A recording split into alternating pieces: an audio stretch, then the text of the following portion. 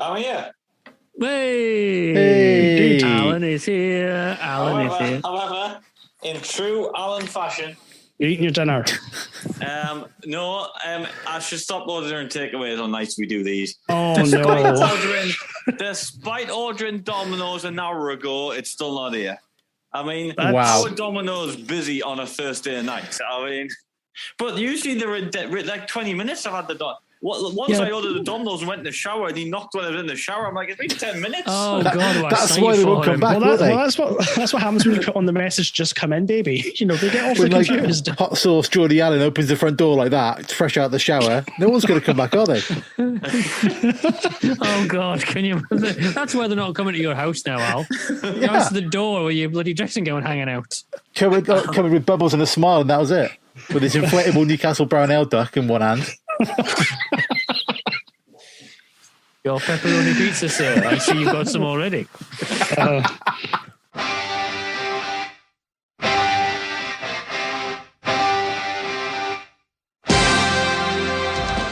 Welcome to the Conquistabores.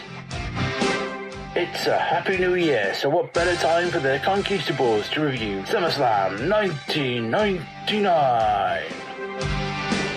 Making the way past the cherry pickers tonight, the Lethal Weapon, Euan Taylor, Naked Cameron Phillips, Big Daddy V, Phil Doyle, and Hot Sauce, Geordie Allen Milburn. Only tonight on the Conquistabores. Right, will the pizza arrive by the time we get to the tag team turmoil match? Well, you need to send me place your bets now.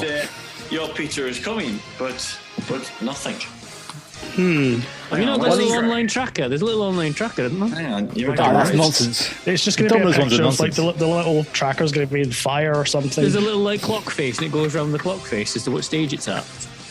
I've got it. There you go. That's how your food's come along. You're damn right. Where is it?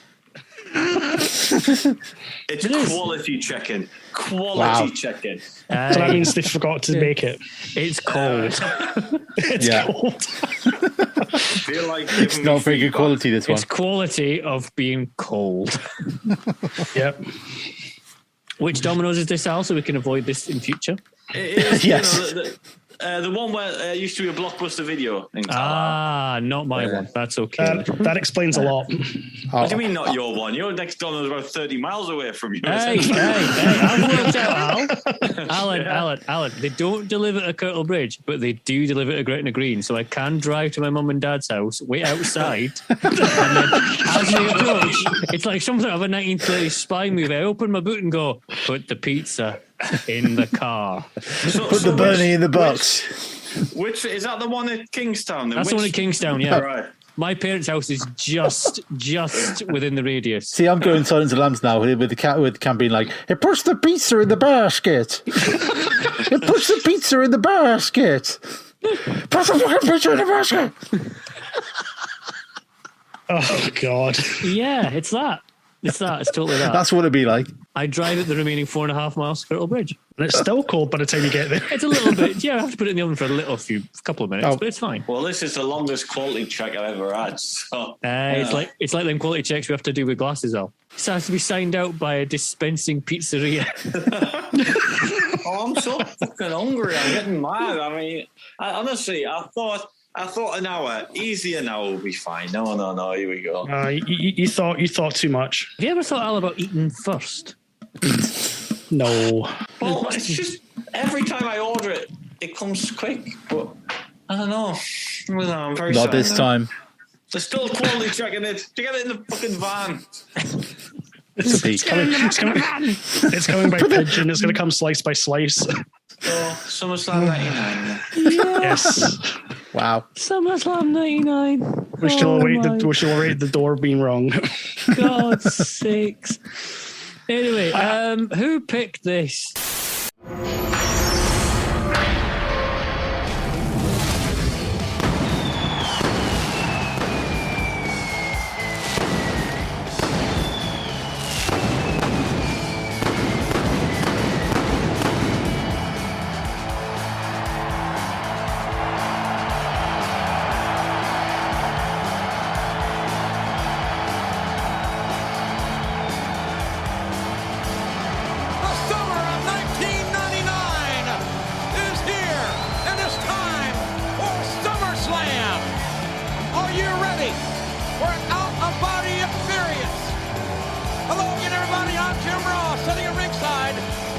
Mayor King, Jerry Lawler, and King, what an atmosphere. What a night we are in for.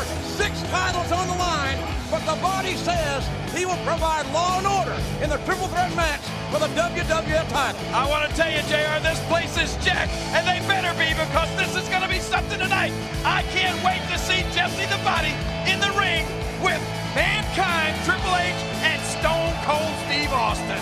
What an event this is going to be. It is an extravaganza, to say the least. This extraordinary crowd on their feet, they are jacked. We are ready, and what a night. You have selected to be with us here at SummerSlam in the sold-out Target Center here in Minneapolis. This is my fault. What do you mean your fault? I don't know. Just, I typically pick shows that everyone hates, but I get a feeling I might have got a good one this time. Well, we'll see. We'll get to the end and we'll see. That's great. Fantastic. Lower half of the table. Here I come. I feel we're spoiling it now. We give it away. All right. We're spoiling it. That's what I mean. Okay, I'm trying to keep up with some suspense in the podcast. Keep the suspense. Go It ahead. feels like we haven't done one of these episodes in a long, long time. Well, yeah, because Christmas got involved. Christmas and Al's quiz. Yes, that day. We did. I couldn't even remember what wrestling show we'd done in the before this one, before that one. But never mind. My mind is full of memories of Phil having an existential crisis. that was a rough day. That was. Oh yeah. Starcade '92. That was our last one. All right. Oh yeah. Our last proper show. All right. Okay. So I guess I should explain why we picked this show. So I picked this show because this is part 2 of the trip down memory lanes to videos I bought in Woolworths. Hey. Okay. Was the first being No Mercy 99? Yep. Right. Okay. So I went backwards for some reason. This must have been just what they had available. And I will say this just now. There are 2 more entries in this series to go. Ooh. And I know one's definitely not going to get picked because it's an ECW show. Oh, okay. But yes, so it's summer. It's the last summer of the millennium.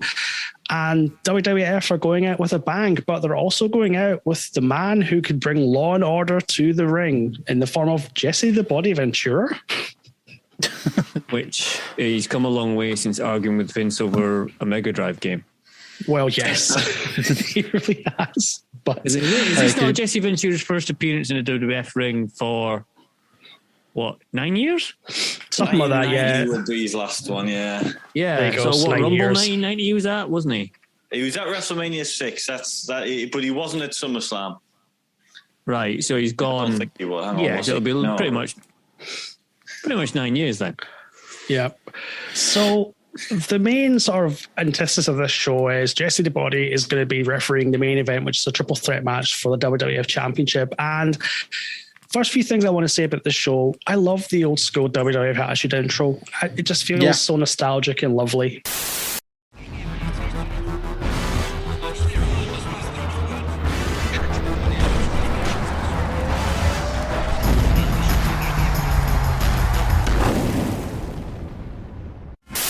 The sort of next thing I wrote is, remember when WWE could do intro videos for their shows? There's some absolute belters around about this time. Yeah. This is probably peak sort of building up the show, but I think the difference here is that this whole situation has been built up over the course of weeks as opposed to in 30 seconds while somebody's been having a thought. I would like to introduce to you the enforcer in the main event at WrestleMania in somewhat of a guest referee capacity, Iron Mike Tyson.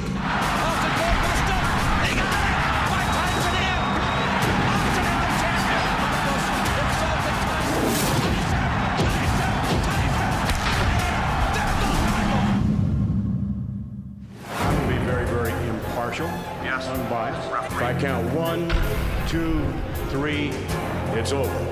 By my hand only.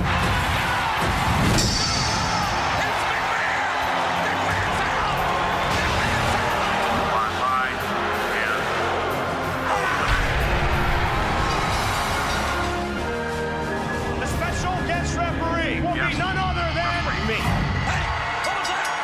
Shane McMahon just fast counted Austin. Shane McMahon with a fast count just stole the WWF title from the Rattlesnake.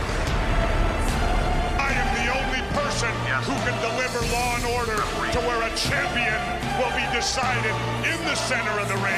If right here in the middle of this ring, I feel like kicking your ass, I will. It's my way or the highway. Those are the rules. Live with it. If Jesse the Body hits in my face, wham, he'll get the stunner just like anybody else. It's the body rules. It's my rules or the highway. Jesse, the Body can be able to control 3 men with a terrific time on the line. I have the power. This main event, because I remember following this main event on WWE.com, because this was around the time that I hadn't really started watching wrestling again, but I was kind of interested in the results. You were dipping your toe in it again to see. I was dipping my toe in it again, and this was, well, this wouldn't have been one I checked out in college with the video clip. I couldn't watch video clips unless I was in college, because college had a T1 connection. But this would have been one I sort of checked out at home on old dial-up. When you had to download Real Player 3 to get the clips, and you had like 5 seconds of memories of Real Player. Little postage stamp size corner of your screen. Yeah. But you had to wait about 20 minutes for it to book. Yeah, exactly. Yeah. The quality was generally shocking. The QuickTime ones were best because you could like leave it downloaded in the browser window, and then you'd find it in the temporary internet folders and move it to your desktop, then you'd have it forever. That's how you did it. That's how the pros did it back in the day. That's how all these folk did it. That's why I had the Matrix trailer when it first, Matrix sequel when it first came out. The point of that ramble was China not supposed to be in this main event? I want to say yes. I don't think it was ever real. It was like they did a storyline when she was going to be in the main event, but I don't think it was ever really going to happen. It was just a storyline sort of swerve, a classic Vince Russo swerve. But I don't think they really were going to put her in the main event. Because there was a lot of like...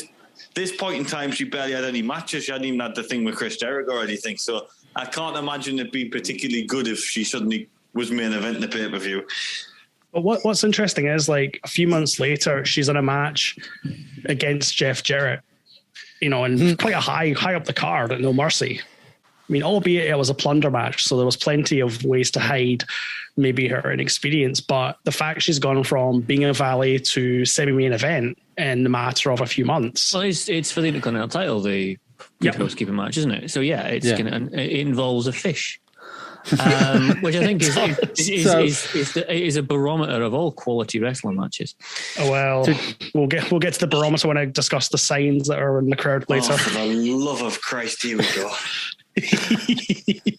So I thought I'd just double check. So Russo left WWE in October 99. So we're 2 months away from him leaving, which is really the end of like that proper first Attitude Era, isn't it? I think the Attitude Era kind of continues on as like a period of time, whatever. But the kind of true period is like once Russo leaves, and it kind of moves across to the kind of goofy kind of, what's his name? Yeah, I can't remember who took over, but like it was like that's when I kind of started coming back in, and that when Russo left, and the kind of build towards WrestleMania 17. So what's going on? They've pulled him outside, but it's not come yet. They're just sitting in a car. Well, that's just rude. I don't know what he's contemplating. Is he quality checking this stuff? He's been quality checking it all the way out. It's going to be an empty box and a smile. Hey, hold on. That Domino's is like literally 5 minutes on the corner from your house, by the way. That's nuts. Just to drop a quick Chinese takeaway story. We ordered one end of last year, and it arrived, and it was now. No, it arrived promptly, but it was wrong. But like it was wrong, but everything like it was still what we might have ordered, so it was okay. Okay. So we were, well, we got the wrong food, but we probably got a little bit more than we ordered, and it's all okay. So that was fine. So we started eating it. Doorbell goes again. And it's the delivery driver going, "Did you get the wrong order?" And I went, "Yeah, but it's all fine." And closed the door. Is Al back, or has he knocked out the delivery guy? I assume he's eating his pizza. I assume he's actually jumped in the guy's car and is doing the rounds on his own. So that's the quickest way of doing it. Jump in my car. Sorry, I'm not bringing up David Hasselhoff. I'll show you how to fucking deliver pizza. I'll show you. Give us the wheel. Al can't even drive. How is he doing that? Just pure anger. I've got the pizza, everything's sorted. However, now my phone wants charged and I can't find the phone charger. I feel like The world's against me tonight. Really? Wait. Right, I'm assuming, Al, it's imperative that you charge your mobile phone because you're using a mobile phone for this podcast, aren't you? Yes. Okay. Right. I just had a really quick idea. A sequel to Al's quiz. We don't know what Al's ordered for his pizza. What do we think Al has for his pizza? Euan. Oh, I'm going to say a Supreme. Cameron. No. Al would go for a meat feast with barbecue sauce. I'm going to say, I was going to go Texas barbecue. I don't know if that's too close to your guess. Oh, there you go. Yes. Hey. At least Phil wins something. Won something. Have a second guess because I've got 2. Oh, You've got 2 pizzas.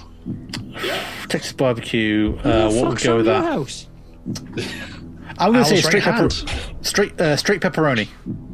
No. Next. He's just gone for something simple, I think. I'm going to say margarita. I was Not going to that say. simple. Come. I was going to say a margarita. He's gone for. I don't know Domino's menu that well to actually know what it was. We've had pepperoni, we've had margarita. It's quite a classical pizza. Classical pizza. He's not got ham and pineapple, has he? Ham and pineapple still wins again. Oh my God! So Phil knows nothing about wrestling, but give him pizzas to guess from, and he's right on the money. Domino's menu, and he's right there. Right there. You can make it on you bet at some point in time, Phil. I've got faith in you. Wow. I can guess what a Geordie's ordered for his pizza just by a podcast score. It has to be Geordie, though. It has to be people from Newcastle only. We'll finish this game off by who can guess the accompaniment can to this. Can. Now, Domino's do Coke, so I'm going to say it's not a Coke. I'm going to say it's a Sprite. Not Sprite. Next. So you might as well guess because you're going to get it right. Alan's done the Billy Connolly thing of ordering 2 massive pizzas and a Diet Coke. No, next. Wow. Oh, right. So it's on me now, is it? Go on, Phil. Pressure's on. To get the 3-peat and get all 3, I'm going to say a Fanta. Fuck you. It's a Fanta. Oh, man. Are you watching me somewhere? Phil's always watching you, Al. He's always there. Phil's some kind of Domino's Geordie savant, apparently. That might be my greatest achievement ever. What, in life for this podcast? In life? Come on. Oh, Christ. It doesn't get much better than that, does it, surely? Come on. Oh, man. I really hope. Should we end the podcast. We can't get any better than that, can it? We're done. We've been here 20 minutes and we're not even done a match. No, we're still at the intro. So we cut to the Target Center in Minneapolis, Minnesota, to a sea of bodies. And at which point JR screams at us, "Are you ready for an out-of-body experience?" To which I answer, "Not these days." Because, And some interesting sign from our horny members of the crowd. We have got a sign that says, "I am as hard as the Rock," and "Wash me down with ivory." Wow. Certainly that era, isn't it? Certainly that period, really thirsty people in the crowd. It's like these days you get signs saying, like, Dragon Quest is greater than Final Fantasy and that sort of stuff. I love those signs. I have to say, the nerdier the better for me. Sonic is greater than Mario. This one, they're just like just rampant misogyny, just written onto a bit of card and thrust into the camera. Well, there was a guy at Full Gear that just kept holding up a sign saying, "Please port Mother 3." Yes. I saw that as well. Which is like, okay. I mean, like someone at Nintendo's just be there going, "Oh, you know what? Of course. If the AEW crowd want it." That's where all the cool kids hanging. Watchamania always puts a compilation of the best signs from the week at some point during the videos, and it's always one of the highlights. I've seen those funky signs. Nice. Just mayhem. So we cut from the crowd to backstage where Jesse the Body is laying down the law to Triple H in China and basically tells China, "You interfere, I'm going to slap you." Then they just kind of walk off, the two of them. Well, they just kind of walk off while Jesse's berating them. We then cut to Jericho and his dumb 1990s hair. Yes. With Howard Finkel being used as a skivvy, which I felt kind of bad for him. No. What name did he refer to him as? Yes. Well, then you need to be on time. You need to be precise. You need to get your act together. It's all about impact, Harold. Impact. It's Howard. Oh, whatever. So Harold is pulling up Jericho's bags, and Jericho goes through the whole, do you believe I'm here to save the WWF? And he's like, yes. And it's I just can't get over Jericho's hair. It really bugs me. Because this is within the month of him debuting, isn't it? The promo against The Rock. Yeah, totally. Yeah. So it's his pay-per-view debut, but he's not actually in a match. No. We'll get to it later on, but he's effectively there to promote Raw the next night. Oh, don't get me started. I have a very angry thought about that. Exactly. Anyway. So we cut to our first match, which is a double title match. It's the Intercontinental Champion of Jeff Jarrett versus the European Champion of D'Lo Brown. Isn't D'Lo double champion? Nope. I thought he had both belts when he came out. He's got both. Oh, well, fuck me then. I'm pretty sure he's got both. Hold on, I do have the Wikipedia up here for the show. I was distracted by Deborah. That's my excuse. Hold on. Maybe it's not that point in time where he's both. I'm going to look it up now because I'm not sure. Hold on. I remember having both belts. I remember thinking, the European belt was meh, and it's the crappy Intercontinental belt. Listen, I can guess pizza from across a phone call. I know who's the double champion is. Yeah, it just says Jeff Jarrett with Deborah defeated D'Lo Brown, and it's D'Lo Brown down as champion. And it says singles match for WWF Intercontinental and WWF European Championships. So did he have both, or? Well, that would assume that Brown's both, I would have thought. Yeah, I would have thought. Yeah, you see, Jeff Jarrett hasn't got a symbol next to him, so I'm assuming it's for both. And D'Lo's got both. There you go. On D'Lo's Wikipedia, his career peaked when he held the European and Intercontinental Championships simultaneously during a feud with Jeff Jarrett. That's the saddest sentence I've ever heard. Although when Kurt Angle had it, and it's like I'm the Eurocontinental champion. That was brilliant. The Eurocontinental was great. I'm the Eurocontinental champion here in the WWF. Euro meaning European and Continental meaning Intercontinental. And this is my very first WrestleMania. I'm really excited. No, he said I'm the first Eurocontinental champion in history. Apart from D'Lo Brown, but he doesn't count. Well, yeah. So Deborah and our breasts bring Double J to the ring, which is probably the best way I could put it. And the King is already being absolutely catatonic and really just annoying. You've already written down, calm down, King. Yeah, well, I just wrote down we've come a long way since 1999. Lord, 100-mile sex pest, yes. Seriously, King, shut up. I've written that down as well. Yep, I've got that as well. But Jeff Jarrett is not going to let Deborah give the crowd what they want and sends her to the back to a chorus of boos. Yes. To which we cut backstage and Deborah's talking to D'Lo Brown, and essentially D'Lo convinces her, hey, come out with me, it'll be fine. To which point I'm like, what? Huh? You're why? Stupid, Mr. D'Lo, aren't you, Well, yeah. The whole match seems to be more about Deborah than it does the actual belts. Well, it is because the belts don't mean shit. Deborah at this point in time was more about Deborah than anyone else in the match. Yep.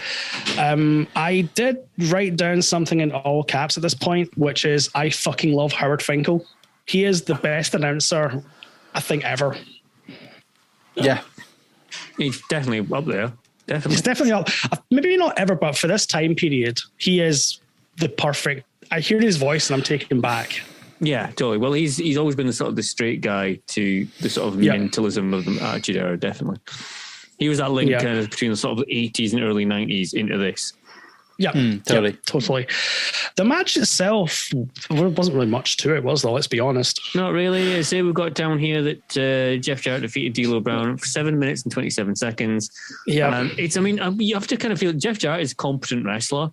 And D'Lo Brown, around about this point in time, from doing the pay-per-view project, you learn quite quickly that D'Lo Brown is an absolute fucking workhorse. Oh, D'Lo Brown's great. What? Sorry? Sorry, that is mouthful of dumbers. Yes, he is. He's fantastic. He just holds together. He was never like up there in the main event bracket, but for like a solid sort of mid-card, D'Lo's the man. Just to bring this up, Sally, I think this is one of D'Lo Brown's last sort of great appearances because it's not long after this is the Droz incident. Oh, yeah, that's right. Yeah, so it's, after this, yeah. Yeah, well, Droz is in the next match. He is. Walking. So, it must be beforehand. Wow. So what you're saying is he goes from walking to rolling. Sorry. Hey, I didn't take it that far. I'm just making a statement of fact. You're the one saying Limp Bizkit. No, fuck you. You can't. Don't take the fucking high ground, you, Mr. Phillips. That's the political correctness. What I'm about to say Why? We've never done that before. I don't think D'Lo Brown fully recovered from that accident. I really think it is. I think it's fair enough. I don't think he ever did. In all seriousness, I don't think D'Lo ever quite was the same anywhere near, and I don't think he was the same within himself. I do know someone who once went to a wrestling school seminar with D'Lo Brown took in the UK, and a Q&A session afterwards in the ring where they're all someone actually decided to ask him about the whole Droz thing. But no, and to be fair, they didn't sort of ask it as a kind of like, but that was a fuck up, wasn't it? Why'd you even ask the question? Well, it was genuinely I think he gets asked it quite a lot, actually. Yeah, and to be fair to him, he actually sat there and gave a serious answer and did say that it completely knocked his confidence for years. if you're training to be a wrestler, that sort of thing could happen at any time, couldn't it? Yeah, exactly. That was what he was saying. So it's how do you deal with that if that happens? That was how the question was framed. Yeah. Okay. Like how someone because you'll get taught how to fool you. You'll get taught how to do a slam, but you won't get taught that side of things. Really, like have the psychological things, especially not back in the time when D'Lo was wrestling. Like that, the mental health side of it wouldn't have been focused on at all, would it? So it would probably just been like he would have just been expected just to carry on straight away afterwards to get back in the ring, wouldn't he? So, but you look at how good a wrestler Owen Hart was. He came how close from Steve Austin could have been in that situation. How close did he come to doing that to Austin? Very. Oh, totally. Yeah. Very close. And that's a hell of an awkward match to watch at SummerSlam 97. You know what I mean? That ending is awful.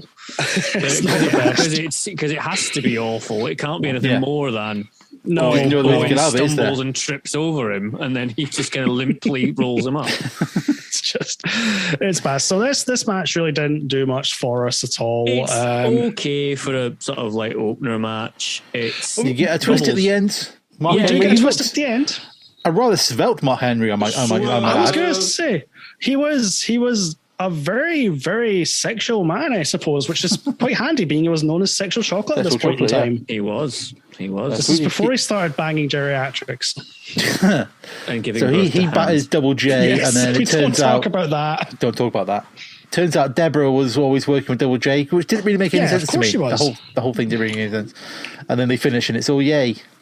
I don't know. Yeah. So we cut backstage to a 7-year-old Michael Cole. Yes, with the little blonde tips. With the painted on beard. I still hate this man even at this point in time. But he's interviewing Edge and Christian, who are in full Edge and Christian mode, to be honest. Yeah, but they're not they're still brooded in Christian. They're not the kind of reek of awesomeness period. No, not at all. Not at all. Yep. Which would come, can you think about what they would be doing at the next SummerSlam?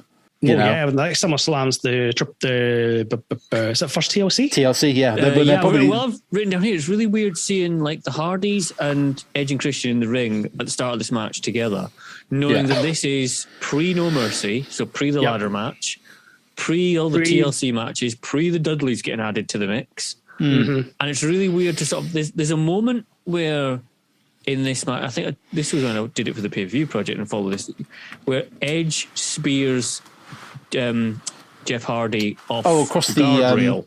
The guardrails. Yeah. Oh, yeah. And you're there kind of going, it's literally in midair, just jumps at him and then knocks him out of the air.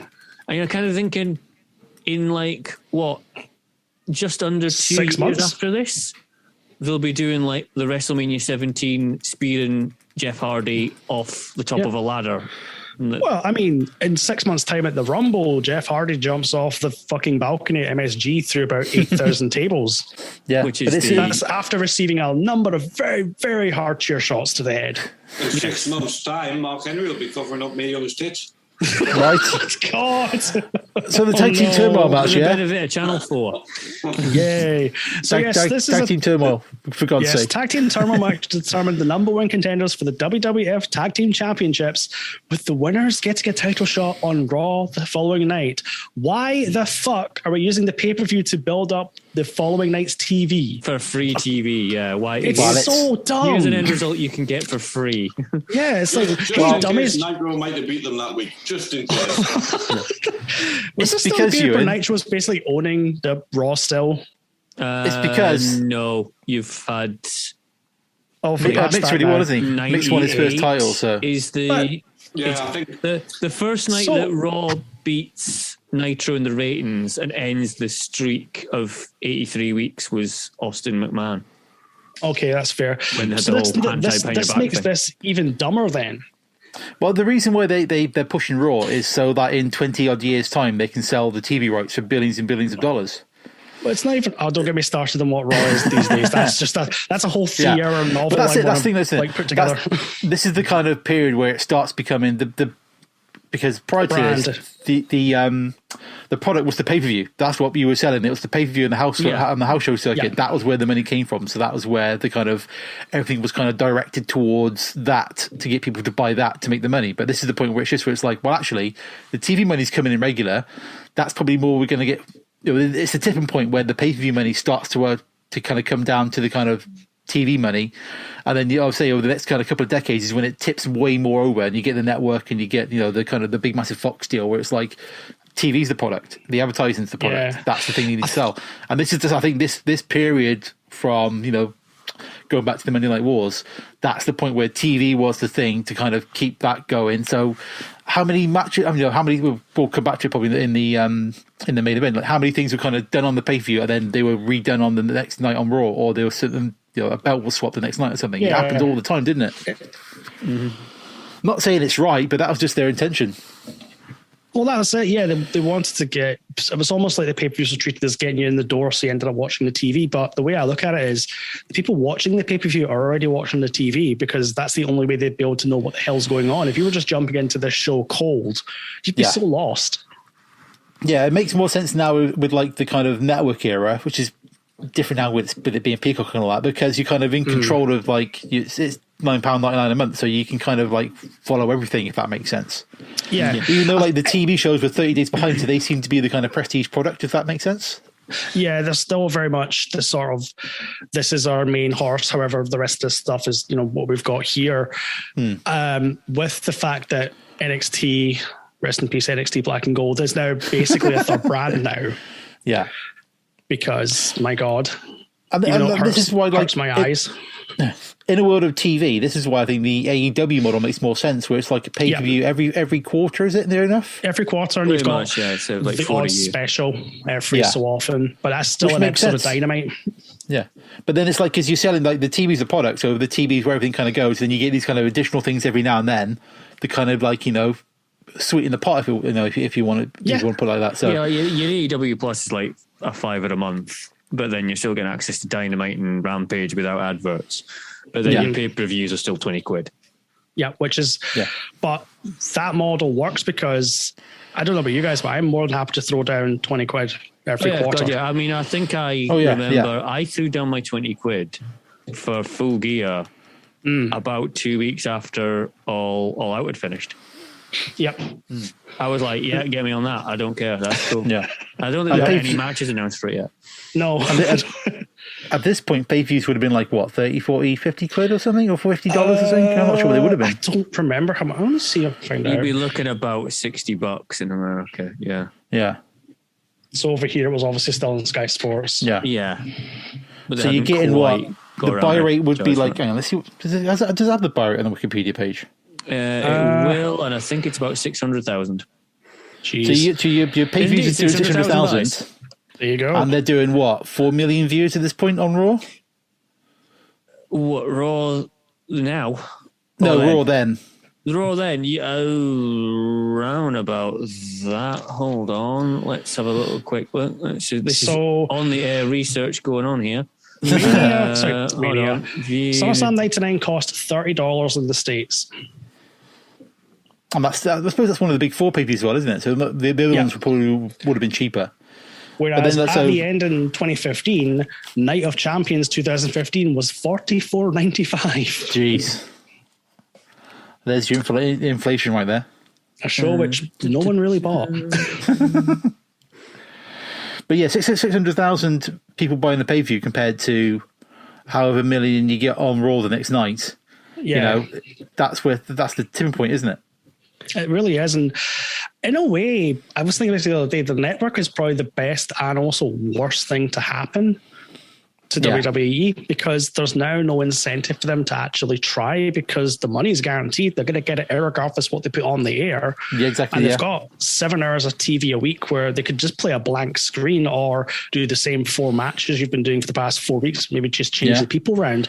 There's no incentive for them to actually try and be good, because they don't need to be good. Yeah, and back at this point, there was Raw on a Monday. Would you have had SmackDown started by now, or was it like later in the year? Yes, you're almost there. Your next Monday Night Raw, August 30th, 1999, got 4.2 million. Jesus. Because it must be very near the start of SmackDown, I would have thought. Yeah, when did SmackDown start? Is it like the first or second episode? Because the Burial Live match was on the second edition, I'm sure. So I'm sure this September it starts, So September, is it? The pilot show, that doesn't count, the pilot show back in April or whatever it was. SmackDown launched in, so August 26th, 99 was the first episode on UPN. So it's pretty much it's straight after. It's the following week after this. This is the last pay-per-view with just Raw on telly. Yeah. So they got what? 3 hours of TV a week? Oh, fuck off with Heat. Maybe 4 hours of TV a week then. But the point is, like, you know, the amount of TV they had to kind of put out a week was way less. So, like, the quality quota was much higher, which you get to, you know, I think that's the problem. We've said that you got 3 hours of Raw, 2 hours of SmackDown, essentially a 4-hour pay-per-view. Yeah. You know, it's just too much, and it can be filled. Whereas back then you had, because it was such a narrow field, you had like, and you had people like, you know, Edge Christian and the Hardys coming up who were just fighting to get onto that onto that, get as much time as they can on the TV thing. I think that's when you get that kind of magic period, because you have to have quality in that show, because you can't.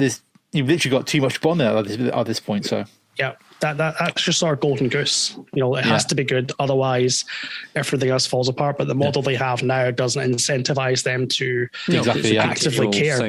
And let's be fair, WWE is not a wrestling company anymore. No. Entertainment, it's a content company that happen to have wrestling. Yeah. That's the first protocol is to be like up there with, you know, entertainment, and people will be talking about it on Twitter and Facebook and things like that. Yeah. And we're talking about quality of the Attitude Era. The next team out is bloody Midian and Viscera. There's a couple of teams that are just literally thrown together on this one. I do love the look of Christian's face when he sees that Viscera step into the ring with him. It's almost as if he's going, how the fuck am I supposed to get something out of this guy? I did write down at this point, Naked Midian still haunts my memories. I imagine them kids who grew up who always wanted to see Mabel team with Phineas Godwin. It's their dream. It's their dream. Yes, all 3 of them finally come true. I think I've written down some stuff happens, then there's a spear to Midian, and Edge and Christian win. There you go. That was Here's the next question for the next team. When exactly did Prince Albert enter? Because I completely forgot he was around at this point. Well, is it like... He must, because he originated as Georgie Animal Steel Jr., I think was his original gimmick. Wow, so I did not know that. He did it too long before this. And then by the next year, he was what? TNA with Test, was he? Yep. Yeah, he had a fight with the Boss Man. He teamed up with the Boss Man to steal Big Show's father. And obviously. As happens to all wrestlers on their way up. Albert is I forget how hairy he is, because you see him now and he's like he's like NXT. Well, I think he's still there, isn't he? An NXT trainer man. He's like wearing a suit and stuff. He might be there, isn't he? He came back as Tensai, didn't he? Still there. Yeah. Okay. No one else is. No. Feels that way, doesn't it? Did you see that on his own? That Scotty 2 Hotty story about the end of NXT? Yes. About them all having to wear suits and dye their hair and not be bald, so they look younger. So, but these are the coaches. Why should they? No, it's just. And also, this is now a show run by 50-year-old men that their target audience, that their main audience now is over 60. So really, really, really doing it well there. Really doing it well. Now, I don't know if I can fact check this quickly or whatever, or whether it's even worth fact checking. It's always worth a fact check. In this tag team turmoil, from my calculations, who do you think is the only 2-time tag team champion to be in that match? It's not Midian and Viscera, is it? It's Phineas Godwin. He is. He's the only guy. Oh my God! Godwin's won it twice. Had it once in the Hardys. There's that many switches back then that I do get confused, but Al, you're a fountain of knowledge. I don't know. I feel I should look that fact up just to be sure, but there you go. Anyway, so Albert gets pinned next, speaking of. Yep, Acolytes are down next, and Bradshaw's still a dick and stiffer than hell. Yep. They do. There's a lot of beefy hits, isn't there? After this, that they obviously have been told that they're running long. Yeah. So the Holly cousins basically march on down the ring before anything's even decided in this one. Yeah, just to be on the safe confusing. side. What I think happened was they were scared Farouk was going to get on the mic and do a speech about his mother. So they sent the Hardy Boys down just to speed things along a bit. I know what else. I know what's the cause of that problem was. In Gorilla, the guy that was doing the production and was telling them, what times to go out was Papa Shango. Wow.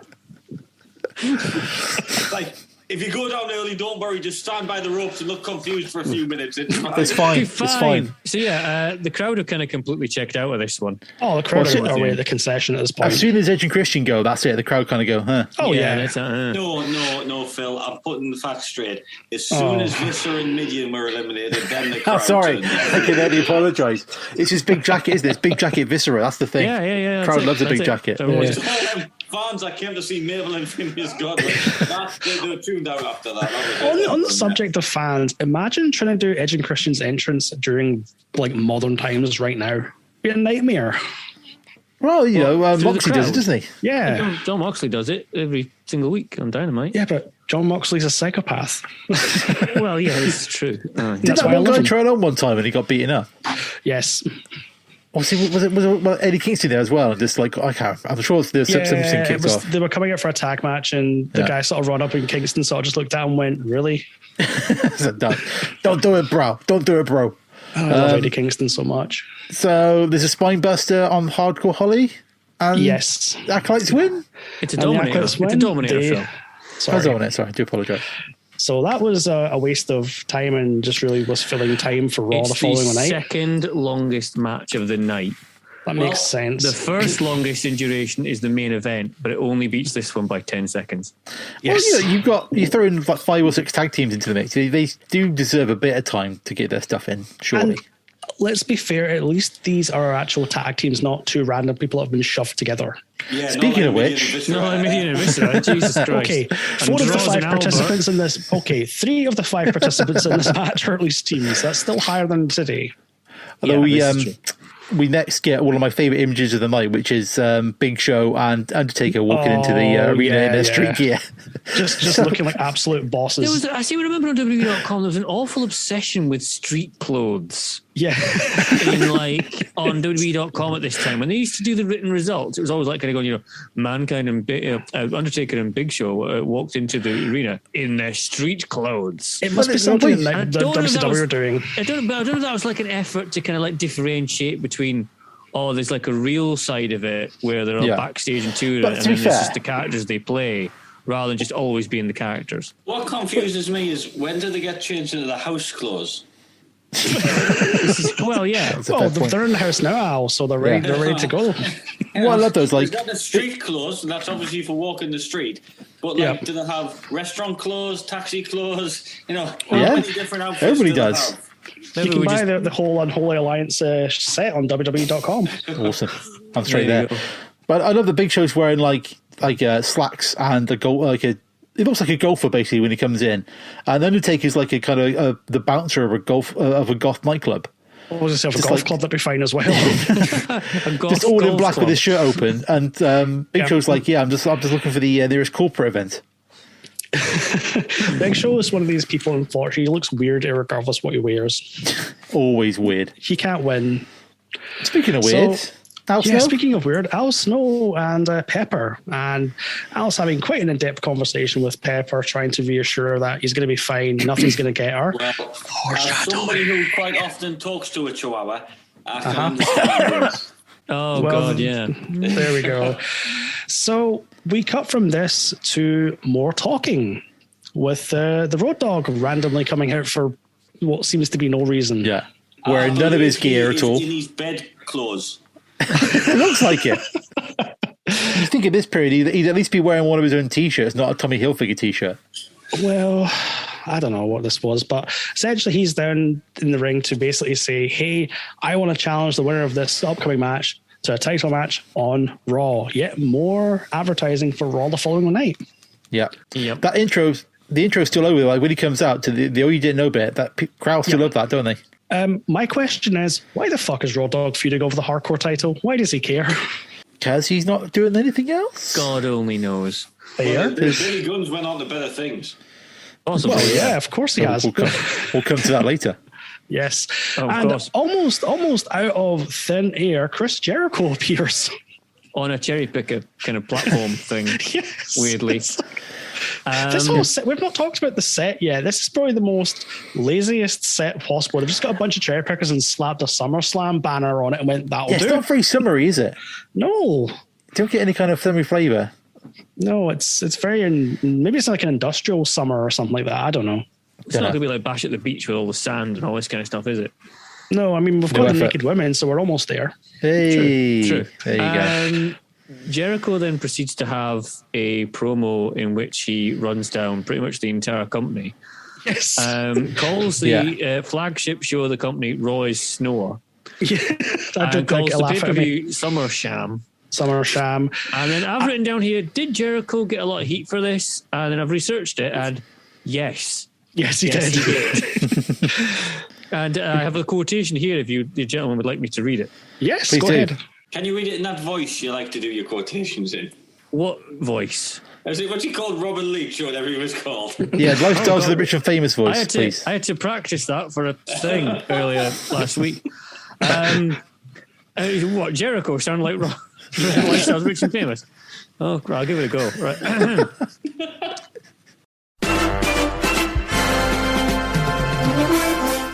What I didn't realise, and once again I'm just playing a character on this show, calling everyone amateurs and boring, and you could probably say it from your side, I got a lot of heat from the dressing room, from the locker room, for that. Because what people don't understand is the Monday Night Wars was real. It was real, man. There was a division there. It's like AEW versus WWE. So by saying that kind of stuff, I'm going, oh my gosh, I'm going to get so much heat for all these things I've said. But I take that out of the equation, and it was pretty awesome.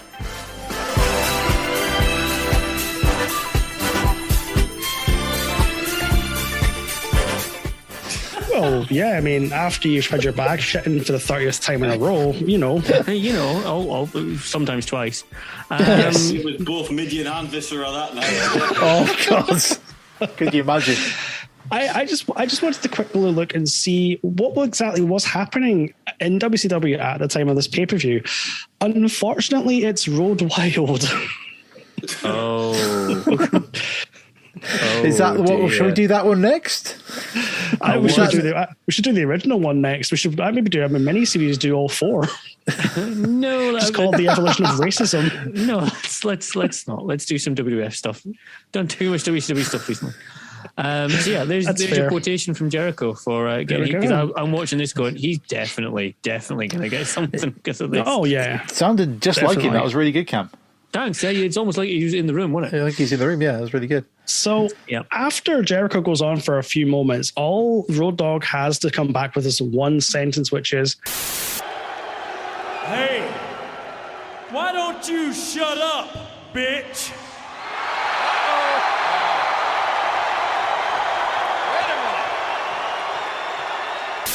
Wordsmith as always. Gets a big pop from the crowd. He can't argue with the results, Euan. Well, this is a crowd that is claiming they have erections for The Rock, so, it's a whole that kind of crowd. It's the summer, isn't it? Everyone's a bit crazy in the heat. Fair enough. So, for some unknown reason, Road Dogg joins the commentary booth for our next match, which is for the WWF Hardcore Championship. The Big Boss Man defending against Al Snow. Now I have to say, I always had a soft spot for this match. I love this match when it went out. It's stupid, but I think it's done very well. I think, bearing in mind that these two will later participate in the Kennel from Hell match, this is probably the high point of their entire feud, I would say. I think that's fair. Just a quick note with Road Dogg and commentary. What I really liked was him joining in with the crowd doing the head chants when on Al Snow's entrance whilst on commentary. He sounds like the most bored guy on earth. Yeah, that's what made it perfect. What does everybody want? Head. Al Snow leaving head. Pepper out of harm's way, apparently. What does everybody need? Head. Do I keep saying that? Is that you that keeps saying head? I thought it was the people. Oh.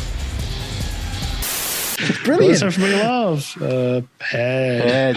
It's that just being slightly bored while saying it just made it perfect for me. That was. And also, Al Snow achieved some kind of genius by going, wait, there's lots of things around the entryway. I shall hide on top of one and pounce. Yeah, there's a whole thing in my mind, like kind of going. He hides on one of the crane things, and as soon as Bossman comes through the curtain, he just cross bodies him. He just does it like a spider monkey, just like but there's a look on Bossman's face that does suggest he wasn't expecting that. And it is a genuine kind of like, oh fuck. Kind of. Oh, we're starting here, are we? Okay. Yeah. So within 10 seconds of the match starting, the Road Dogg decides, you know what, I'm bored sitting down. I'm going to do play-by-play live in front of the guys. Yes. He becomes the roving Road Dogg. Roving Road Dogg. No, I hate that. That's a gimmick right there, that is.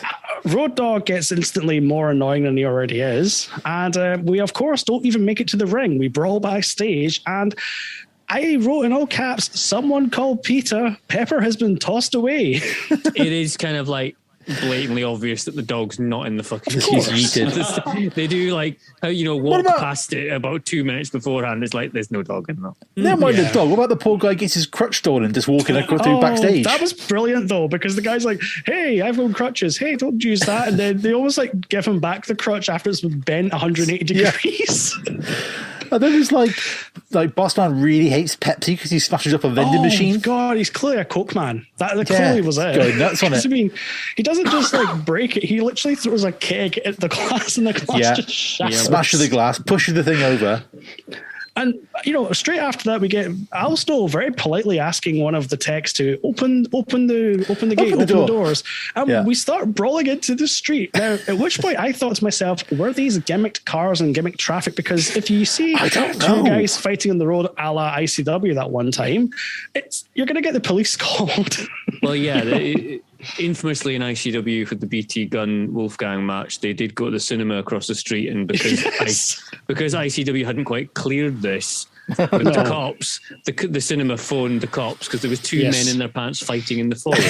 2 men in their pants. Yep. So we fight across the road. We eventually make our way into a bar. And the bar proceeds to get turned upside down and everything broken in it. Which I think, judging by the fact that all the furniture in the bar is plastic, they knew that was going to happen. Yeah, I think that was like a gimmicked bar, I think. Yeah. Well, there was a lot of WWE merchandise in that bar. Yes, there was. There was a lot of WWE shirts. It's almost like they knew. This wear your WWE shirts, This would also be the bar that would make an appearance in video game form in the second SmackDown game. Hey! I hope they got their license rights paid for that. We fight down to the pool hall, and after a few exchanges, Al Snow takes 2 balls, hits Bossman in the balls with them, and pins him on a pool table. A very DDT finish if I ever saw one. No, does he not? Road Dogg hits him with a stick first, doesn't he? Oh, yeah, that's right. Sorry. You're also missing out Al Snow doing a moonsault off the bar.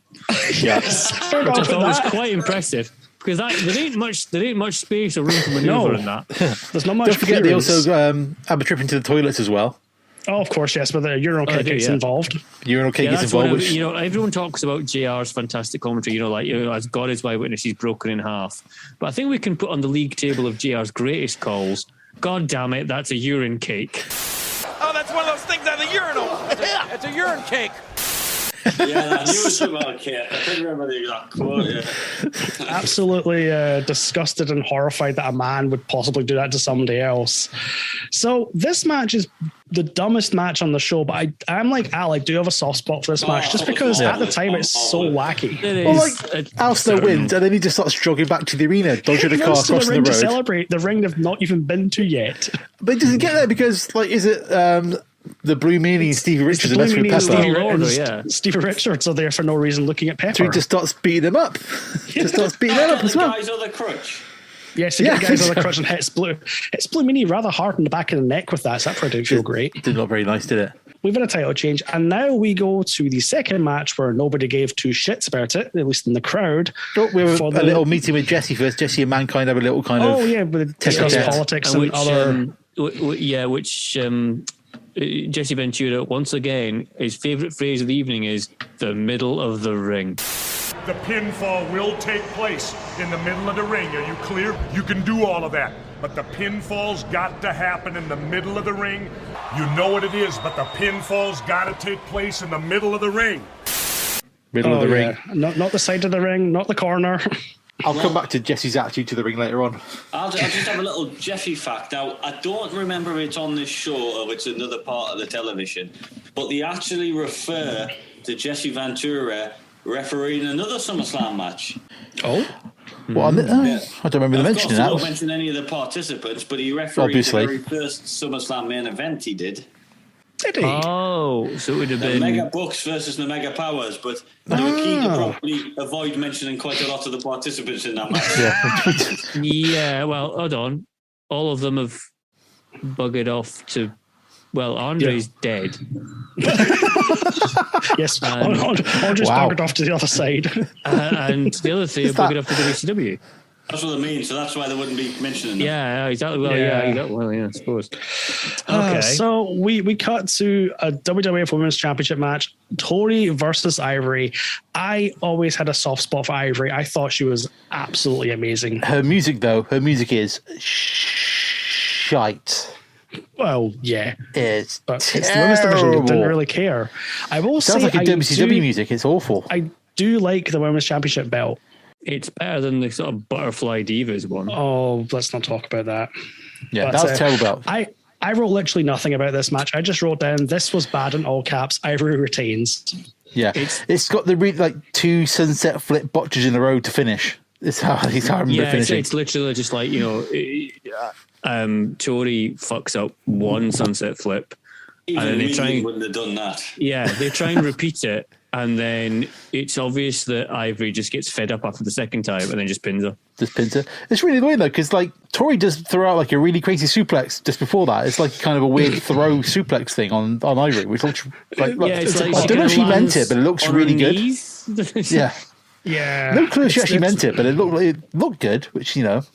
Can't complain. Did it though? Yeah, it looked good. Okay. And then Luna Vachon does a run-in, and then that's how the match finishes. Yeah, I was going to say for no reason. So, and even JR sounds confused. He's like, is that Luna Vachon? What's she doing here? She's like, well, Luna, is that Jesus? Luna's, where does she come from? And why? So we then cut backstage to probably one of the highlights of the evening, 1999 Rock. Oh, he's got the flow, hasn't he? Just being absolute money. In a promo that there is no chance in hell he would get away with now. No. When you're asking Michael Cole, are you cum si, cum sa? What the hell? There's not an absolute chance in hell he'd ever get away with that. How about that, Jabroni? How about an interview with the great one? You're going one-on-one with the great one. The Rock has, nice tie, 13 cents. Don't look at the tie. Look at The Rock. The Rock says this. He sees the way you look at The Rock. For the past 3 years, The Rock just wants to know this. Are you a little cum si, cum sa? No. It doesn't matter if you are cum si or cum sa or not. The fact of the matter is this, is that it is Sunday, SummerSlam, and it's game day. So The Rock says this. You think that he cares about Billy Gunn's surprises? The Rock says it's going to be no surprise. In approximately 45 minutes, you're going to hear The Rock's music. Do you smell what The Rock is cooking? And every single Rock fan is going to stand on their feet. Electricity running through their body. And you can hear them now. Shut your mouth and listen. Rocky, Rocky.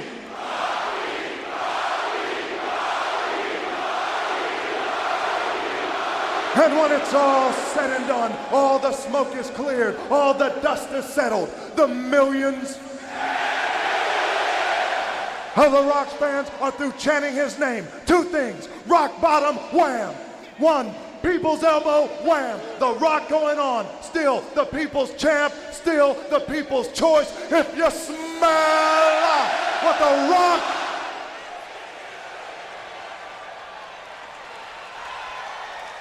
is cooking. The Rock is just, even at this point, he's just so smooth. He's so crisp. He knows his character. He knows how to get the crowd going mental. There's been a hell of a build up to it, though, because he's had this, in the pipeline. Well, 96 he debuts and gets booed out of the building for being just a cheesy grin face. Yeah. And then he's had his heel turn. He's had the McMahon, being McMahon's champion at Survivor Series 98. He's had the Rumble 99 match with Mankind, obviously. He's main evented WrestleMania for the first time already in the first of the Stone Cold trilogy. But then it was, it seems that he's kind of, we'll talk about it later when the match is on, but it seems like The Rock's kind of floundering a bit at the end of 99. Yeah, he's probably floating with no purpose, really. He's feuding with Mr. Ass. Well, yes, we'll get to that later. Who apparently has kidnapped somebody and is sneaking into the building in a bag. Mr. Ass is with E.T. I just wrote down Mr. Ass escorts a mass through the building. Just somebody under a blanket, and it's like, oh God, here we go. Yeah, we know it's going to be bad. We then cut to a video montage of wanton violence. Yes. Just two men absolutely battering each other with many things. With many both things. Fists and wood. Leads us to the Lion's Den weapons match. It's Ken Shamrock's environment, the Lion's Den, with Steve Blackman's weapons in it. Now, loved himself some MMA, didn't he? He really did. Was the UFC properly gaining ground in 1999? Must have been. When was the first UFC was like tournament? 96, I think. Hold on, that early, was it? Google it now. Hold on. First UFC pay-per-view. Should we go with that? Isn't that 93? Because I asked you that the other last year or something. Yeah, 93, November 12th. November the 12th, 1993 is the first ever Ultimate Fighting Championship. Yeah, but it really the first Ultimate Fighter series was when it blasted into the stratosphere. Yeah. I mean, this is the UFC where back in 93, where you could literally elbow somebody in the balls over and over and over again, and it'd be fine. Well, pretty much, yeah. You could. Here's the list of regulations: no doping probes, no holds barred, no mandatory gloves or combat uniform, no judges' scores, knockout tapper or corner stoppage, and unlimited 5-minute rounds with 1-minute rest period in between. Beautiful. Wow. So Ultimate Fighter was 2005. Yeah. So obviously that's when it would have gone nuts, wouldn't it? Before that, you had the Tito Ortiz Chuck Liddell trilogy, which is still probably one of the greatest feuds they've had in the UFC. Just because that got them a lot of attention in the Ultimate Fighter, just shot them off into the moon, essentially. Yeah. So, I think Russo definitely was into his MMA, and the build up to this one kind of made sense, sort of, in a way. I mean, this is two guys who clearly don't like each other, and they just wanted to beat the shit out of each other, and they found a way for the powers that be WWF to go, aye, go for it. It's basically the two legit fighting guys going at it. Yeah. The first thing I wrote down is Ken Shamrock is effing enormous. He's a beast, isn't he? Especially at this point. He really is. He is terrifying. Blackman's kind of terrifying, but on that sort of silent assassin kind of way. Jesus, yeah. I mean, he's not head cheese yet, is he? But he's still at this point, he's he's really scary.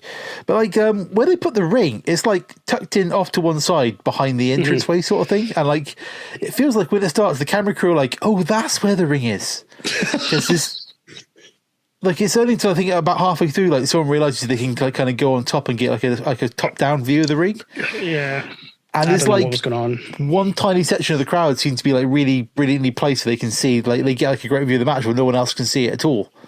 It's what's the other one? That was it Owen Hart? No, who was in that other one? That was in the back somewhere, downstairs in the back room. Was that a Lion's Den match? Oh, are you talking about the fight where they basically surrendered the cars? Because that was Blackman Shamrock as well. Ring of Steel. Yeah, ring steal. There you go. Was there another like cage match or something prior to this?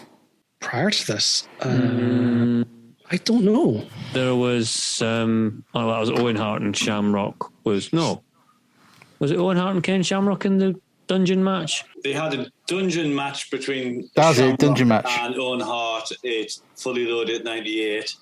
Then they had the Lions Den match at SummerSlam 98. That wasn't in the arena. It was in the theatre hall thing. It was in the theatre upstairs. Yeah. Oh, okay, I thought it was somewhere else. And then they had the Iron Circle match with Blackman and Shamrock at Fully Loaded 99, and that's led to this. Yeah. So they I think they've done it before, but they haven't had the ring like out in the arena. So it feels like it's they want to put it out there, but not put it next to the proper ring, because then you get into the old WCW 2 ring conundrum. Yes, indeed. So this match kind of goes the way you think it is. Blackman starts off getting the upper hand because he's stashed a pair of nunchucks in his trousers. Just think about that sentence. He gets the upper hand, starting the match with nunchucks. Yeah, actually, well, you would if the opportunity was there. Fair play. He busts out some moves with him, doesn't he? He's all flicking them around his swinging them around and getting them under his armpit and stuff. Like, okay, right, that looks real. Oh dear. Yep, this looks pretty bad. And at one point, Blackman thinks he's done enough to get out, and he goes to the door, and the referee's going, "No, you've not killed him yet. Do more." Yeah, you haven't killed him enough. Yeah, the rules are like it's no pin, no submission. So I assume you have to get out of the ring. But like you say, the ref just kind of goes, nah. No deep, pal.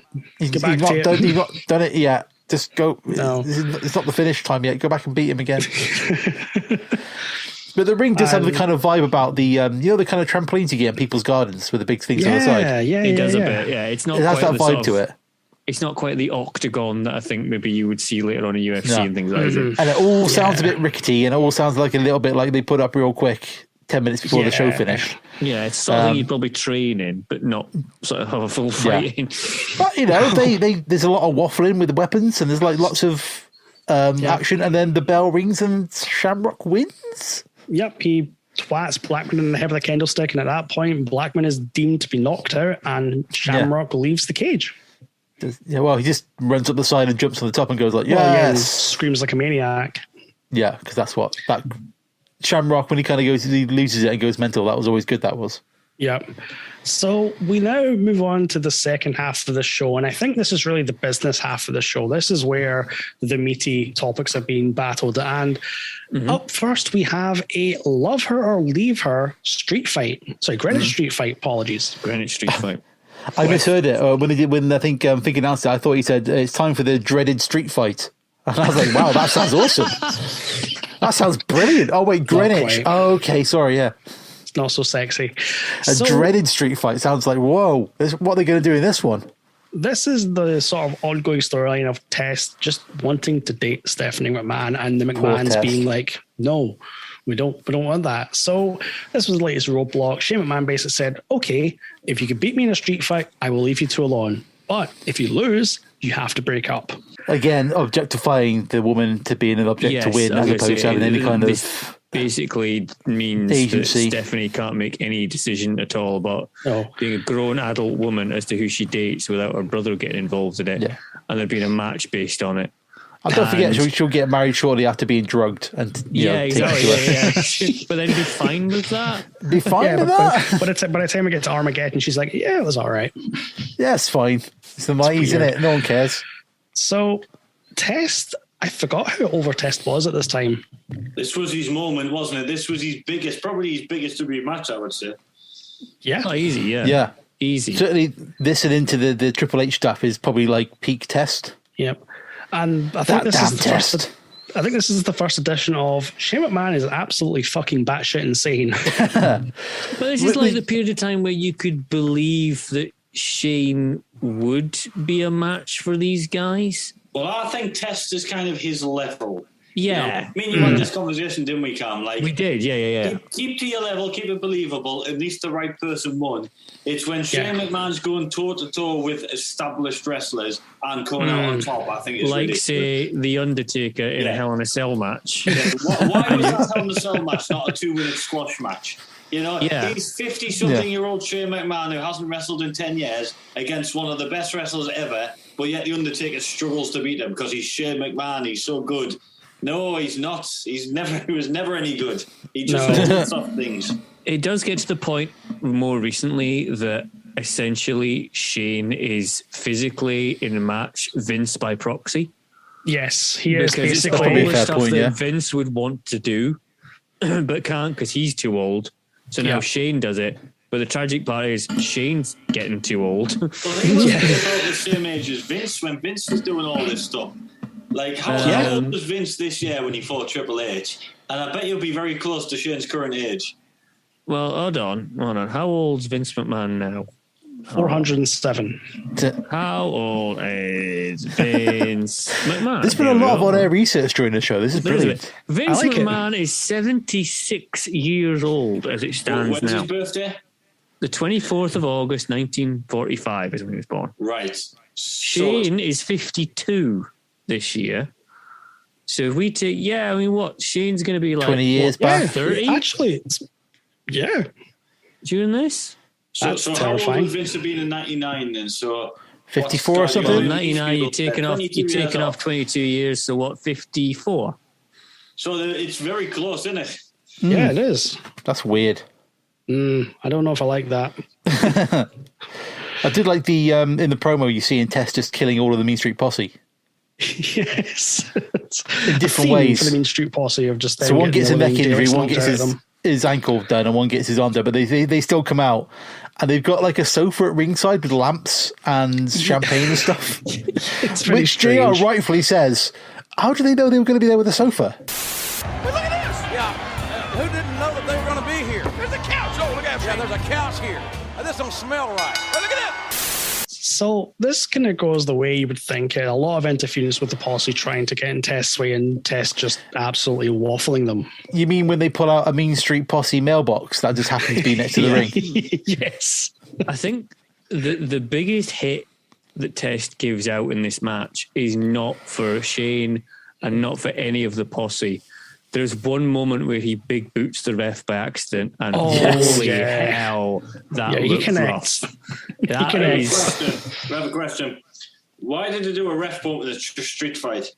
Because they're I don't know. I can't explain that one. But like the ref's up in about 2 minutes later. He's like back and shouting out the Posse and stuff. Yeah, but you could probably tell Test's shoe size by the side of that guy's head.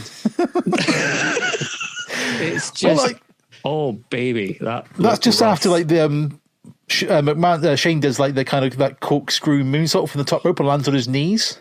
Yes. Oh, like that looked rough as well. But my problem with Test of this match is like there's a big thing about how like they battered his ribs. He comes out with his ribs taped up, and I don't remember him selling his ribs once during the entire match. No, well, no, because he was the power of wanting to murder Shane McMahon took over, and the pain didn't mean anything.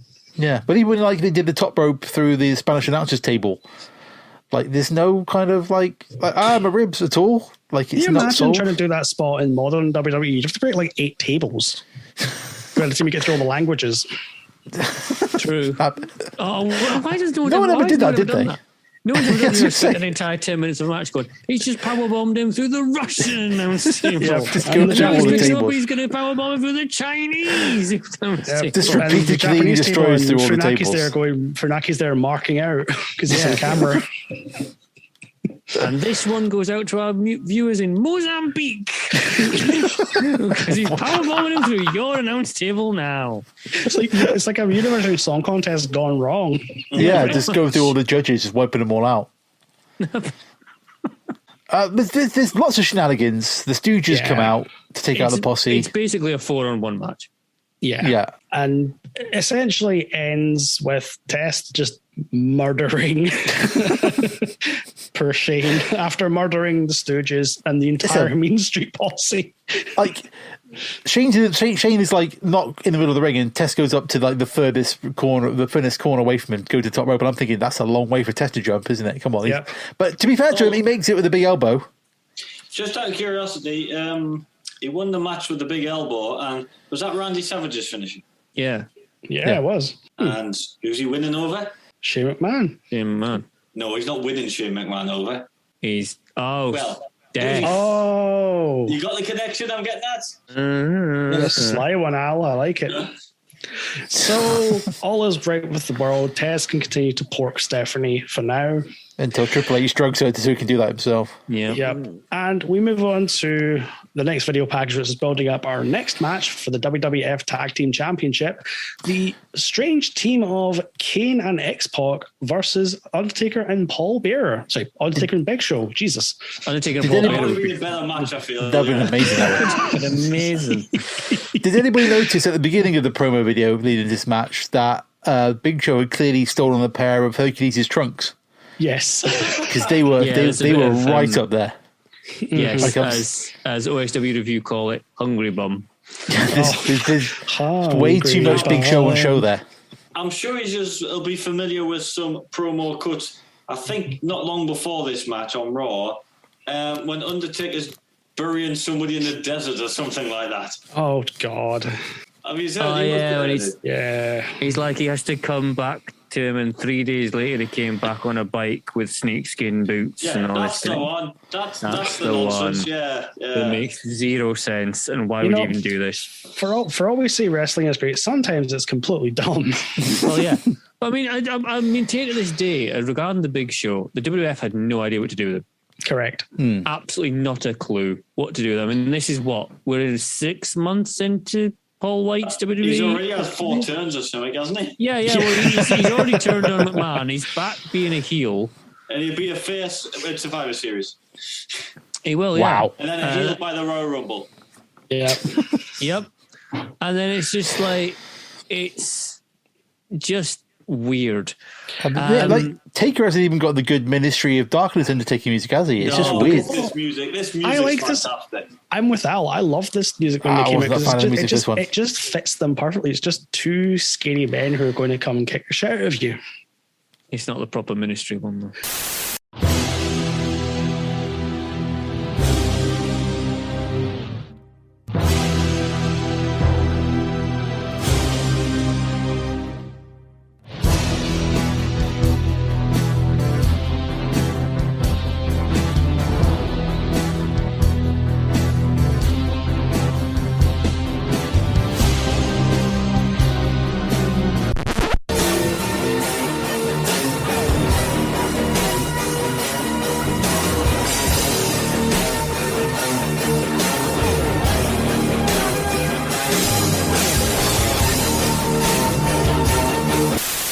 I'm not arguing that point. I'm just saying objectively this one is great. It's not the Ministry one. The Ministry one is far better. It's great. I don't think it's great. For what we had, this is fine. I don't think it's great. But also you see the saddest sight in the world, which is the Spanish announcers trying to commentate with no table. I always wish they would get a little folding table out. Yeah, because their monitors are on the floor, they're holding their papers in their lap. It looks really awkward. It's come on, just get there's probably about 15 tables under that ring. Let's just get one of them out for the lads. Come on. Maybe there's gun shy of going, hey, if we set another table up, they'll go through it. So if we don't set another table up, they'll leave us alone. We'll be fine. Yeah, we'll be fine. The entire story of this match is really how X-Pac's got a lot of heart because he's in there with 3 absolute heaving monster guys. Yeah. But hey, he can still do them crazy karate kicks. Well, he can do them kicks, can't he? He does them kicks. Oh, yeah. Yep. It was also kind of weird to kind of go back and see, remember, oh, yeah, Undertaker used to be really mobile and agile, didn't he? Yeah, but he's absolutely riddled with injuries at this point in life. Yeah. It seems crazy, isn't it? But when is he never riddled with injuries? Yeah, but I think this was one of the periods of time in Undertaker's career where he's properly breaking down. Yeah, I think he's not unforgiven. Yeah, I was going to say he's not long to go until he disappears and only comes back at Judgment Day 2000. Well, actually, a little fact for you. He's recovering from a groin injury, and the groin injury heals around December time. Yeah. And he has a tag team match in Puerto Rico. Right. And that's where he does his shoulder in and then has to take the rest of the time off until Judgment Day. Right. Huh. Who's he tagged with in Puerto Rico? I'm glad you asked. Have a guess. Is it Big Show? No. Is it Kane? Oh, no, come on. Let me have a think. Is it ham and pineapple? Is it? Oh wait, I think I know this. Is it Viscera? It's Viscera, well done. There we go. Oh my God. It was only going to be one of the two, wasn't it? No, and Viscera's reputation for being clumsy idiot. It's probably like probably sat on Undertaker's shoulder. No, it's probably like his shoulder broke because Viscera tagged him in or something like that. No, Undertaker walked to the ring with Viscera on his shoulders. Yeah, I'm just picturing that now. Just this massive popping noise, and that was it. Like how who was it? Prince Devitt would come to the ring on the back of what's his name? Bad Luck Fale. Oh, Bad Luck Fale, yeah. It's just that with Viscera on top of Undertaker instead. Oh dear. I can't get that picture out of my head. So, as you may guess, this match really didn't have much to it. And in the end, darkness prevails and The Undertaker and Big Show win the tag team championship belts. But they don't seem to really be in agreement as to how... The storyline is he wants Big Show to show his dominance and how good he is. And he can't finish off X-Pac, can he? So Undertaker tags himself in all pissed off and just tombstones him to hell, doesn't he? Just kills him. Pretty much. Speaking of the Undertaker tombstone, did we see that video a while ago of like the Undertaker tombstones? Yes. When he first started doing the gimmick, and he's literally killing people, like he's murdering men in the ring. Unsafe. Just dropping them straight on their head, or leaping and dropping them. Oh, it's vicious. I'm glad he let us do it safely. Yes, he did.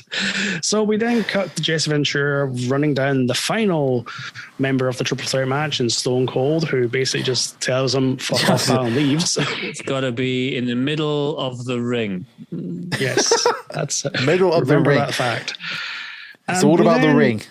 We then we then go to a match that I refuse to acknowledge existed.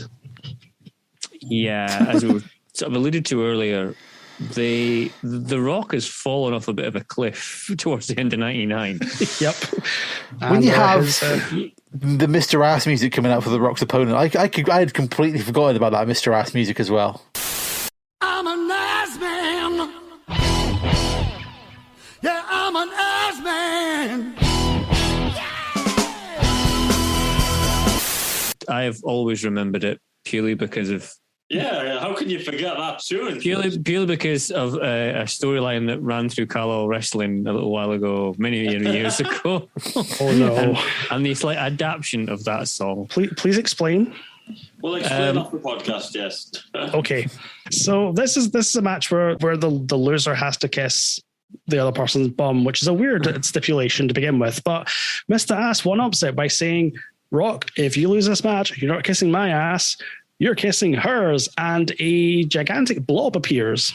Well, I just want to do this. Even if she's not, I don't want to be cruel, but even if she's not the most attractive woman, surely the majority of heterosexual males will still rather kiss that than a man's bottom, surely. I don't know. I mean, if the band is Mr. Ass, he's probably got a really nice bottom, so... Well, they did a storyline on Raw where Rock sneakily switched his ass oil for Poison Ivy. Oh, what a storyline that was. Fucking Christ. But my thing with it is like, when he kind of unveils it, you kind of expect like it to be, because he's like, oh, it's a big surprise. You expect it to be like, the surprise not to be, oh, it's a random woman who nobody recognizes. Like they couldn't even got like debuted a few months beforehand. Yeah, but they couldn't even got like Mae Young or somebody for it or something. You know what I mean? Because like Mae Young would come up for anything at some point, wouldn't she? So they had to save that treat for the Rumble. That's probably a fair point. But like, yeah, something like that where they could have had like a little bit of kind of like pizzazz to pulling the sheet off, rather than being just like the pizzazz in the ass. Is that what we're going for here? Well, you know, that's what we're here for. So this match is nothing special because I think not a single person in the arena believed that Mr. Ass was going to win. No, you're effectively getting a red hot Rock going up against one of the most disappointing King of the Ring winners in the history of the whole thing. Yeah. You know, there's a reason why Edge has that promo in a couple of years' time going, I won't Billy Gunn this title. I just want to tell you, because we, can you name me another disappointing King of the Ring winner? Mabel. Yeah. Straight in. Straight in. Those are the two worst ones. Everyone remembers those. 95 and 99. It's just not great. I know as well. I don't know if it's just on the network, but we get like a little bleep where I think it's a swear from The Rock, which is a bit weird. And badass Billy Gunn right here in front of us. That's one way to revive, I guess. Oh, God almighty. ready. I kind of almost wish they sensed this entire match just with a black bar. It's just the way that it's like kind of going. It's a pretty substandard wrestling match, and then even then, the actual gimmick thing kind of comes into it before the match is even finished. It just forms part of the finish. The whole reason you're doing this match is not even paid off because it happens at the finish. Yeah, it's done by that time. So that's probably enough about this match. No one gives two shits about it. Will go on to the Rock will spend the rest of the night going on to bigger and better things, like shoving British Bulldog into piles of dog food. Oh God!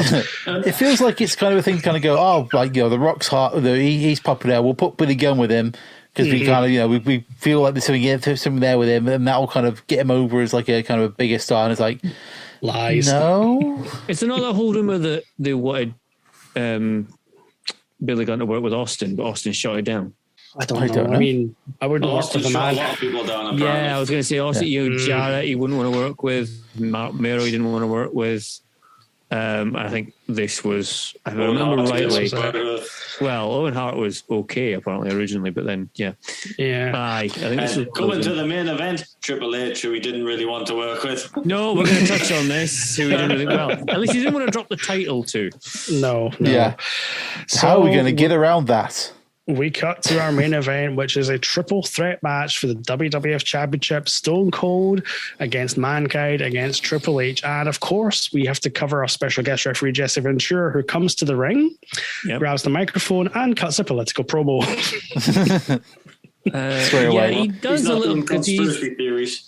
Because he is running for governor, governor, isn't he, of Minnesota, which he did actually get. If you want to lose some time in your life and never get back, I suggest you YouTube the Jesse Ventura story. It is one of the most unintentionally hilarious biopics you'll ever see. Wow, that's does he mention his tag team show with Roddy Piper? I don't remember, but it's quite incredible what you see. My highlight of the opening bit was like, because you see, I think it's Mick and Triple H get like a little backstage walk to the arena. Oh yeah, I like that. And you see like Mankind's walking down. He just kind of waves somebody off to one side. Yep. I don't know who he's waving to. It's the he's guy like, with the crutch, hi. he hasn't recovered yet. Probably He's probably waving to his the brain cells he's about to lose in this match via concussion. He's like someone doing the red carpet walk coming down to like a premiere for a film. Like, hi, yeah, and out he goes, and then he's down to the ring. Do we want to have a little bit of news about from the time about Jesse Ventura's appearance in reference to what he says at the start of the match? Yes. Oh, go on.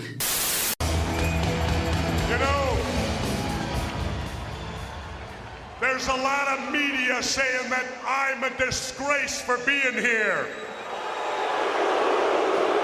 But I'll tell you this, I'm proud I'm a wrestler, I'm proud I was a wrestler, and I'm proud to be here tonight. I've just dug up here the Chicago Tribune from August the 20th, 1999. Wow. So was that a couple of days before? Was that on the day? I don't know. We've done a lot of research tonight. Well, I like it. On the podcast, we have here. This week, Minnesotans received the largest tax rebate checks in state history. On Sunday, Minnesota Governor Jesse Ventura will step into a wrestling ring for what may be one of the largest private paydays ever for a sitting elected official. The two are unrelated except for the first event may dispose the citizenry to be more tolerant of the second. Stone Cold Steve Austin, in inverted commas, this one, will defend his championship at the World Wrestling Federation's SummerSlam. But the featured match is clearly former pro wrestler Jesse the Body versus his critics. The governor will return to the ring as a guest referee, earning at least $100,000 plus royalties that Pro Wrestling Insiders speculate could top $1 million. Though the governor says he will donate the £100,000 fee to charity, two complaints filed this week say he's illegally profiting from his position as governor. Ventura's press secretary calls the notion nonsensical. Ventura, who left the National Governors Association meeting in St. Louis last week to fly to Rosemont, Illinois to promote SummerSlam, has not been shy about using his position to hype Sunday's event.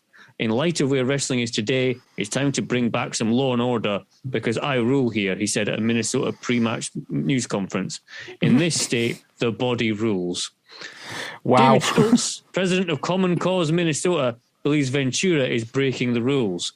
Schultz filed a conflict of interest complaint from the state on Wednesday, claiming that Ventura has traded on his office to earn outside income and created future conflicts in issues such as regulation, taxation, or subsidy for entertainment within the state. I just want to say, Cam, I'm disappointed you didn't use your voice to read that out. Oh, for fuck's sake. Maybe we could do that for the outro or something. It's reserved for YouTube. There you go. This match was good because the crowd were going absolutely mental, but maybe it's just it felt very formulaic almost, even with the guest referee.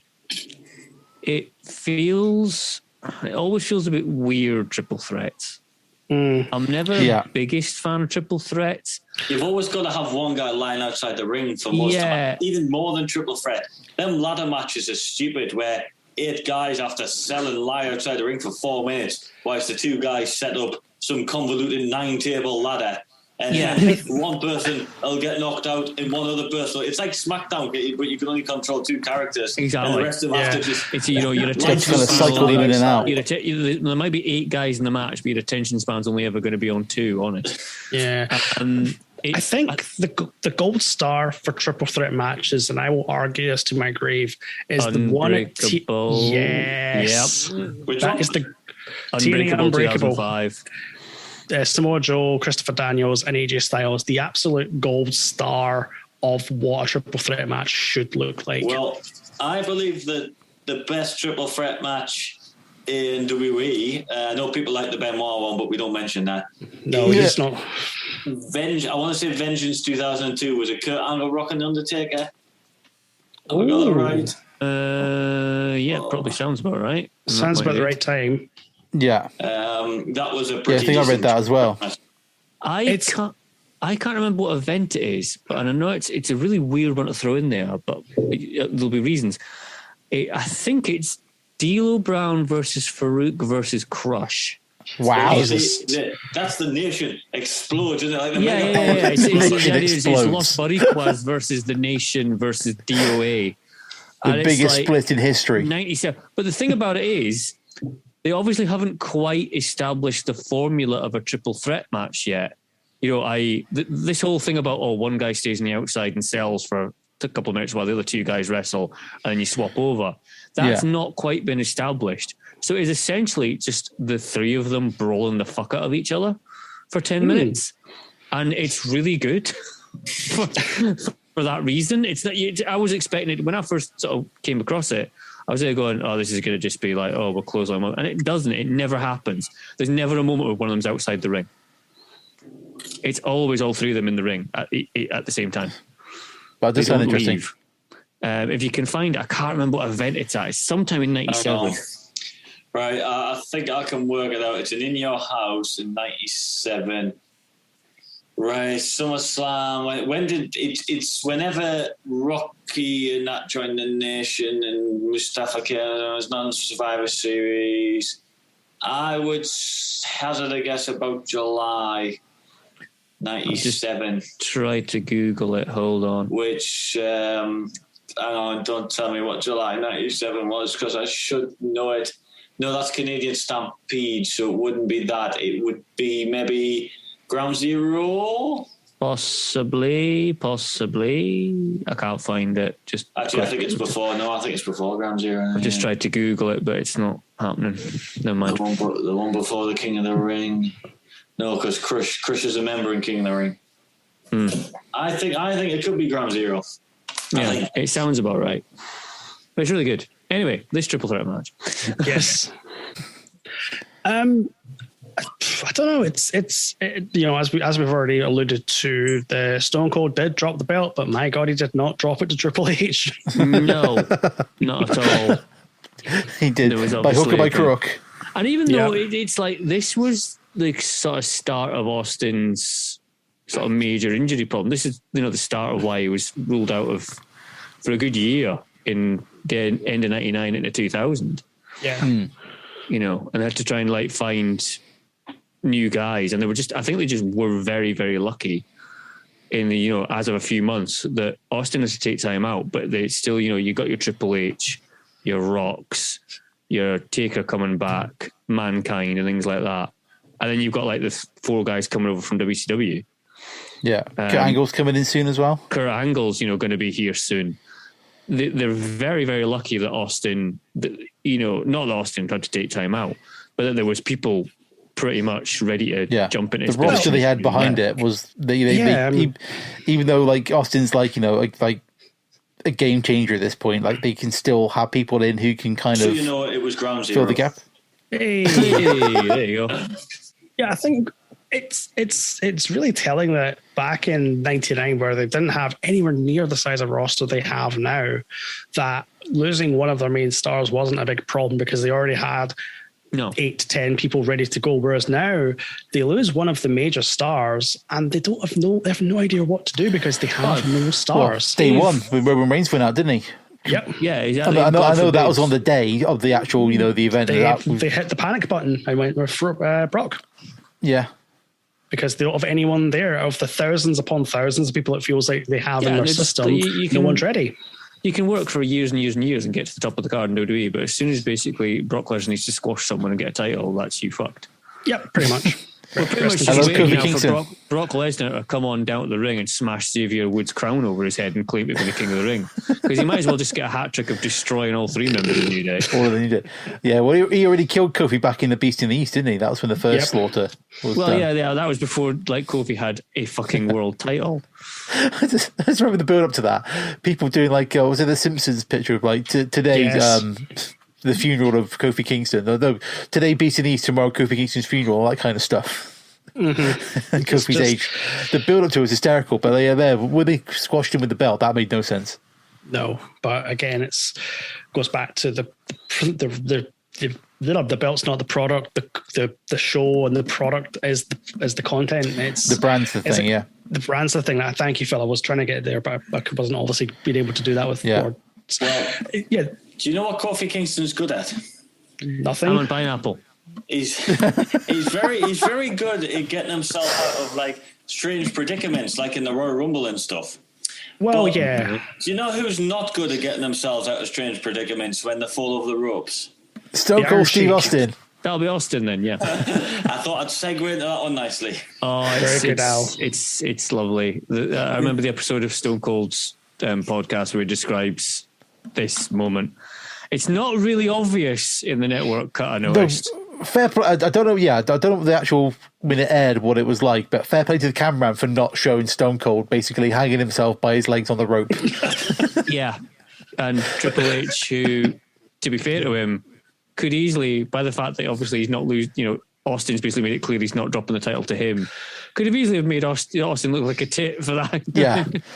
Wasn't there another one where like Austin's on the corner and he kind of falls forward and his leg brace kind of gets attached to the rope and he can't get up? And Triple H has got to come over and rescue him from that one as well. Stone Cold is a really terrible habit of just falling over. This could be the first time Austin wears the double knee brace, I'm not sure on that one. Because like they do a big knee injury angle at the end, so I think isn't he like got knee problems at the moment, anyways? Well, if he does got knee and neck problems, yeah. Because I know like the Survivor Series when he gets run over, that's to kind of take him out for the neck surgery and that sort of stuff. Yeah, because his neck's completely a stack of dimes by that point in stage. Yeah. But yeah, the fact that like that's one of the highlights in the triple threat match, I think, is quite telling. Yeah, it just follows a typical kind of like Austin. This sort of period of time where it was just like, step down the aisle, brawl up the aisle, into the crowd. Yeah, that kind of rolling chaos that kind of just rolls around the ring sort of thing. Like this kind of whirlwind of chaos. And like when you see Mankind come to the ring, he looks like he's limping and he's not quite 100%. It's 3 broken men having a fight. Well, I think like Triple H is fairly injury free. He's fucking have early doors at the minute, isn't he? He had this big knee injury a couple of years ago, didn't he? I remember him being like on with DX when he was on crutches and stuff, or for a big period. Yeah, that's right. Yeah. So I think like, and obviously this is like the start of the big Triple H era, isn't it? This kind of the next match. God, yeah. Well, this is like we are less than 6 months away from, as we said, from the wedding of Stephanie. Yeah.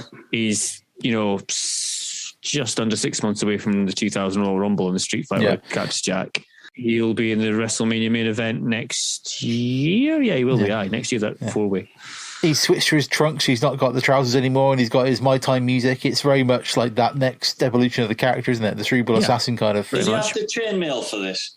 Yes. Yeah. He comes out with that. Not quite in the Scott Steiner vein. That's 4 years away. Well, let's just explain not quite the finish, but you might have to correct me on this.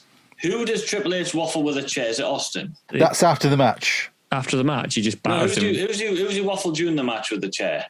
He waffles Mankind outside, and Jess is like, "What? What are you doing?" There's a bit where he gets him in the ring, and he says he's not counting. He walks off, doesn't he? Yeah. He kind of sits in the corner, and goes, "You're out of here." Well, you see, the problem was it wasn't because he used the chair. It's because he looked, and Mankind was clearly 3 meters on one side and 5 meters on the other side, and he was not in the middle of the ring. So he was exactly in the middle of the ring. Because he was not in the middle of the ring like he promised. He was too far to the left. In the middle that's the scenario. Ring. There's a bit earlier where Jess he ejects China from the ring, and he basically walks her down the aisle, and as he's doing that, there's bodies flying all around him, but the rest is fighting to the entranceway, and then he ejects China. I think it's Triple H and Mankind down there fighting, and he just turns around and runs back to the ring because like you say, he's not refereeing outside of the ring, he's refereeing in the ring, in the middle of the ring. That's where the refereeing's going to happen. Totally. And he just completely ignores the two of them out by the entryway, just kind of jogs back to the ring, goes, right, this is where I'm refereeing, that's what I'm paid to do tonight, is referee what's inside the ring. Would it not have been funnier to have Jesse Ventura referee the Bossman Al Snow match? he would just stay in the ring, wouldn't he? Where are you going? Just various going around the entire city in Minnesota, and then just lots of pinfall attempts everywhere in the city, and Jesse Ventura going, nope. He could have done some campaigning while she was out and about, you know. Yeah, some babies or something. Pamphlets out. If they started the match, they go into the bar, and Jess was just in there drinking. And they were and they do a ref bump, and he's like, "I'll ref," and he just carries on refereeing the rest of the night. That'd have been great. But also, I talked about they bleeped a swear word from The Rock earlier. There's a couple of bleeps in this one. I think there's an F-bomb Triple H drops to Mankind, but they bleep that out. I mean, look at this. A spinning leg lock into a cover. Wow. And now there they go. Mankind and Helmsley now. He goes to pin Triple H, and he's like, "What the fuck are you doing?" But then, the spot with Austin falls over the ropes, that happens because Shane McMahon comes down and Jess throws him over the top rope. And then Jesse leans over the top rope and goes, "Let's wait for your old man, you little bastard!" And they don't bleep that at all. That's kept in. That's completely fine. But all the other swear words are apparently too much. Yeah. You can call somebody a bastard, but you can't use the F-bomb or the S-bomb. No. That's naughty. So Mankind is your new WWF champion. Jesse's done his job. He's away back to, I don't know, count his money. He just goes, doesn't he? The match is finished now because my job here is done because the match is finished, therefore I'm not a referee anymore, so therefore I'm going. The last image we have is Triple H standing over a fallen Stone Cold who has just waffled his knee into extinction. Into mush, yeah, pretty much. Yeah. And you notice that during said waffling, the crowd start chanting for Jesse, and I'm like, you got no chance, fellas. He's out. He's away. He's gone. He's in the bar. He's finished in the shower. His gear's packed. He's gone. He's shaking hands, getting his pay, and leaving. Yeah, he is out of that arena. He can't hear nothing right now, pals. Don't do that chanting. And that is how SummerSlam 1999 comes to a close. Yeah, a fun show. It's good fun. There's nothing there's only a few moments of it being just a bit terrible. The women's match is kind of awful. Anything involving women's just the tag team turmoil kind of dies a death when it's not the Hardys and Edge and Christian in there. Or Midi and Viscera. And Midi and Viscera. Midi and Viscera, obviously, Pineapple. And what a tag team name that would be. Exactly. It should be the new name.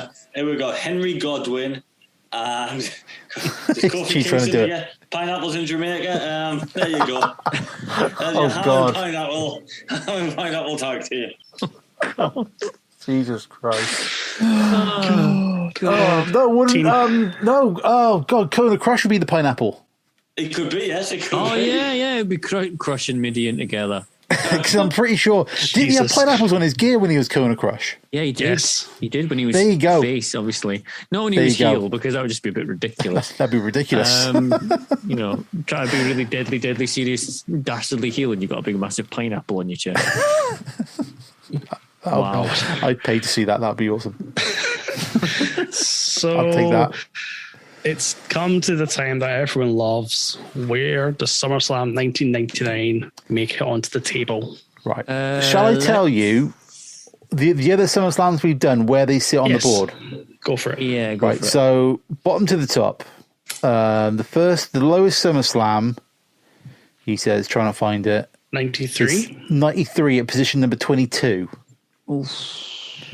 And then the next SummerSlam is SummerSlam 2002? 2002 at number 4. Which is at number 4. No. There's That's no at way number it's top 4. in 2002. It's nowhere near think that. It's better than 93, but what's the pay-per-view after SummerSlam 93? The one after 93 is Survivor Series 1990. Oh, I don't think it's better than that either. What's So the one below SummerSlam 93 is Survivor Series 1988. And after that? After that, it's the Royal Rumble 1989. Oh, Jesus. And after that? WrestleMania 5. Oh, God. These are all these old things all in a row that I'm too nostalgic for. Yeah. Can't be better than here we go. Here we go. After WrestleMania 5 is the Great American Bash 1989. Oh, put it above that then. There we go. That'll put it above WrestleMania 4, just to clarify that as well. Oh. And the Wrestling Classic. I think it's safe to say that SummerSlam 1999 is better than TNA's first pay-per-view. Totally. Yes, that goes without saying. It's better than the Brawl for All. It's probably better than Lethal Lottery because it involves more than like 3 people. It's better than Greed.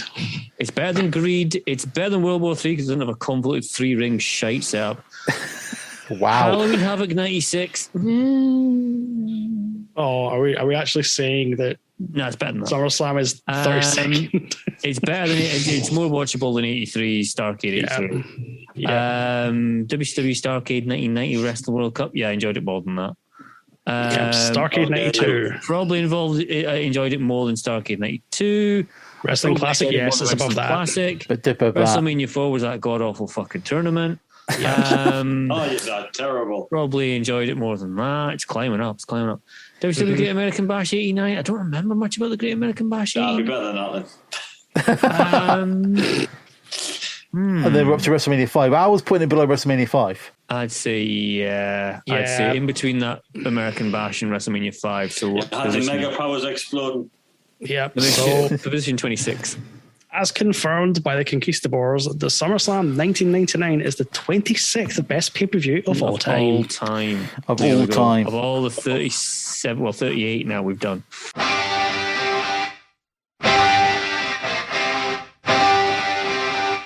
I love the fact that despite the fact we've been doing this for about 7 years now, the number one pay-per-view on our list is still the first ever episode we ever did. Hey, and the second place is a New Japan show. It is. You know, you've no idea how proud I am for that. Are you referring to Wrestle Kingdom 8 in Tokyo Dome? That's the one. That's the one. It's a good show that was. Next on the list, on the docket, on the table, in the order. Let's have a quick look. I'm pretty sure it's me. It is you. And you know what? I think me and Ella are on some kind of crazy wavelength tonight. Oh no! I'm Do you know why? Already. Do you know why? Do you know why? Shall I tell you why? Shall I tell you why, Al? Why you and me are on the same wavelength tonight? Oh my god! Oh my god! I've just looked at the table. My pick for the next show was Vengeance 2002. Jesus. Because I saw something on Twitter saying that had the best triple threat match in WWE history, and I was like, right, let's have a watch of that then. I put it down. I put it down there. And what did you mention just now, Al? That the triple threat match at the main event was one of the best triple threats ever. So let's find out, shall we? Let's find out. Vengeance 2002. Yeah. Al, I just want to make you aware, you are the next pick. Al can do Ground Zero, and then we can look at that paper. Cam thinks he's already got my pick. I know your pick next. I know it. Oh, I'm going to surprise you. I'm going to do a Vince Russo swerve. It's another tournament, isn't it?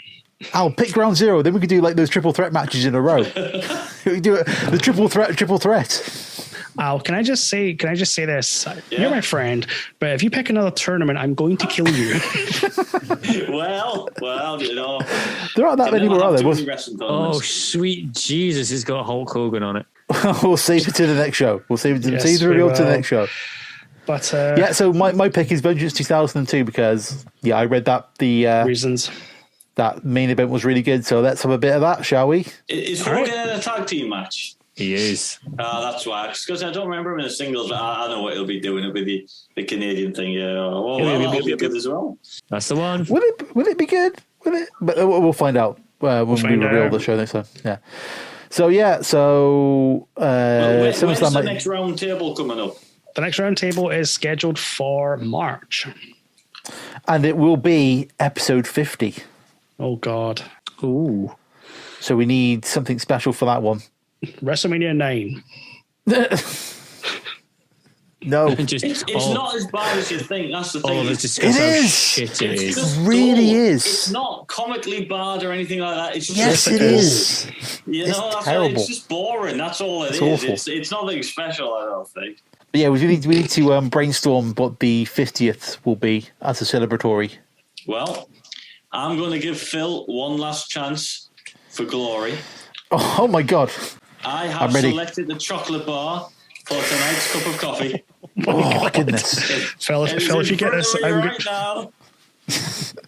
Precious orange, you don't want to guess? I want to let Phil just guess on its own. Can I ask some clarification questions first? Yes.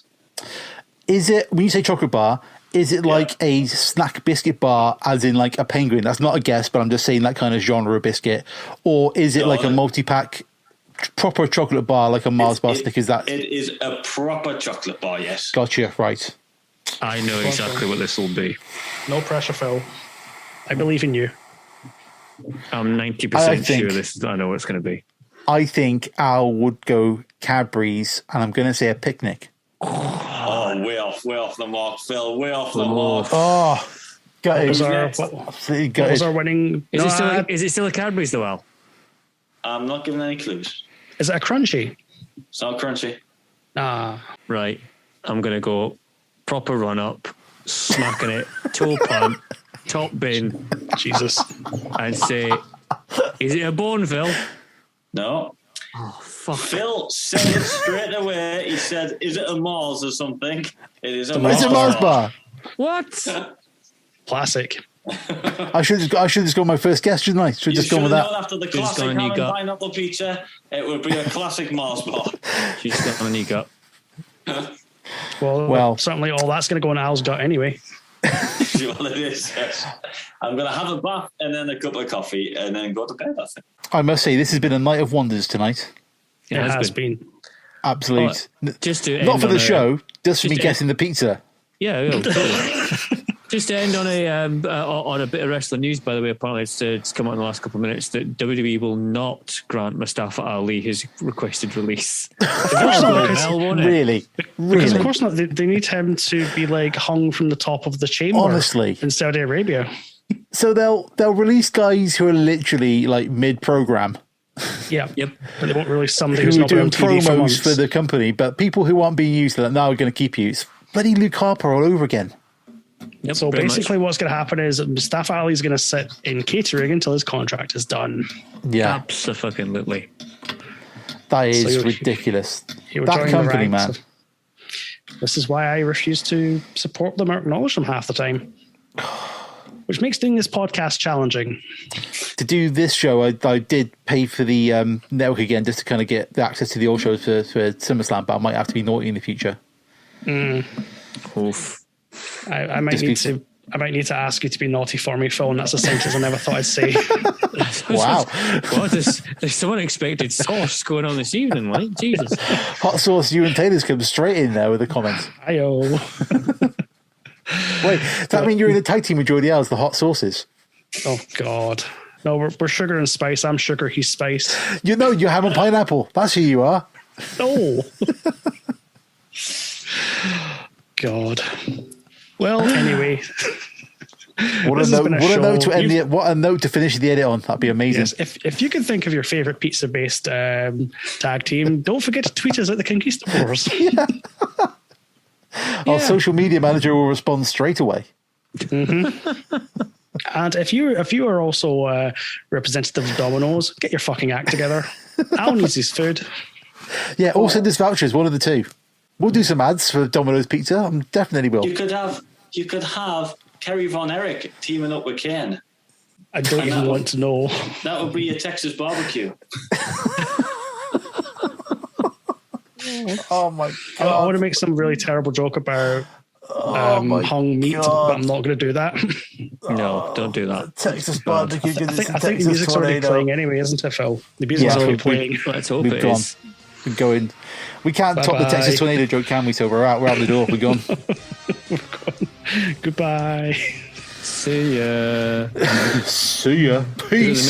This will be the bit where it just goes on for. Yep. I'll figure out.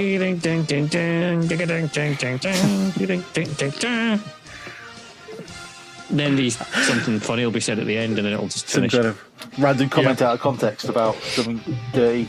Hang on, I've got it. Jinder Mahal and the Red Rooster. What's the tag team name? Chicken curry. Chicken. Oh my God. I'm so glad I hadn't stopped recording yet.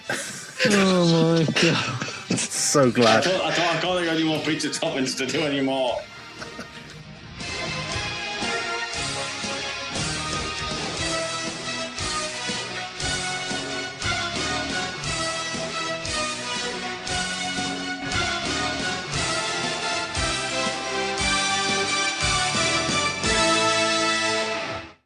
It's a urine cake. I'm a nice man. Yeah, I'm an ass man.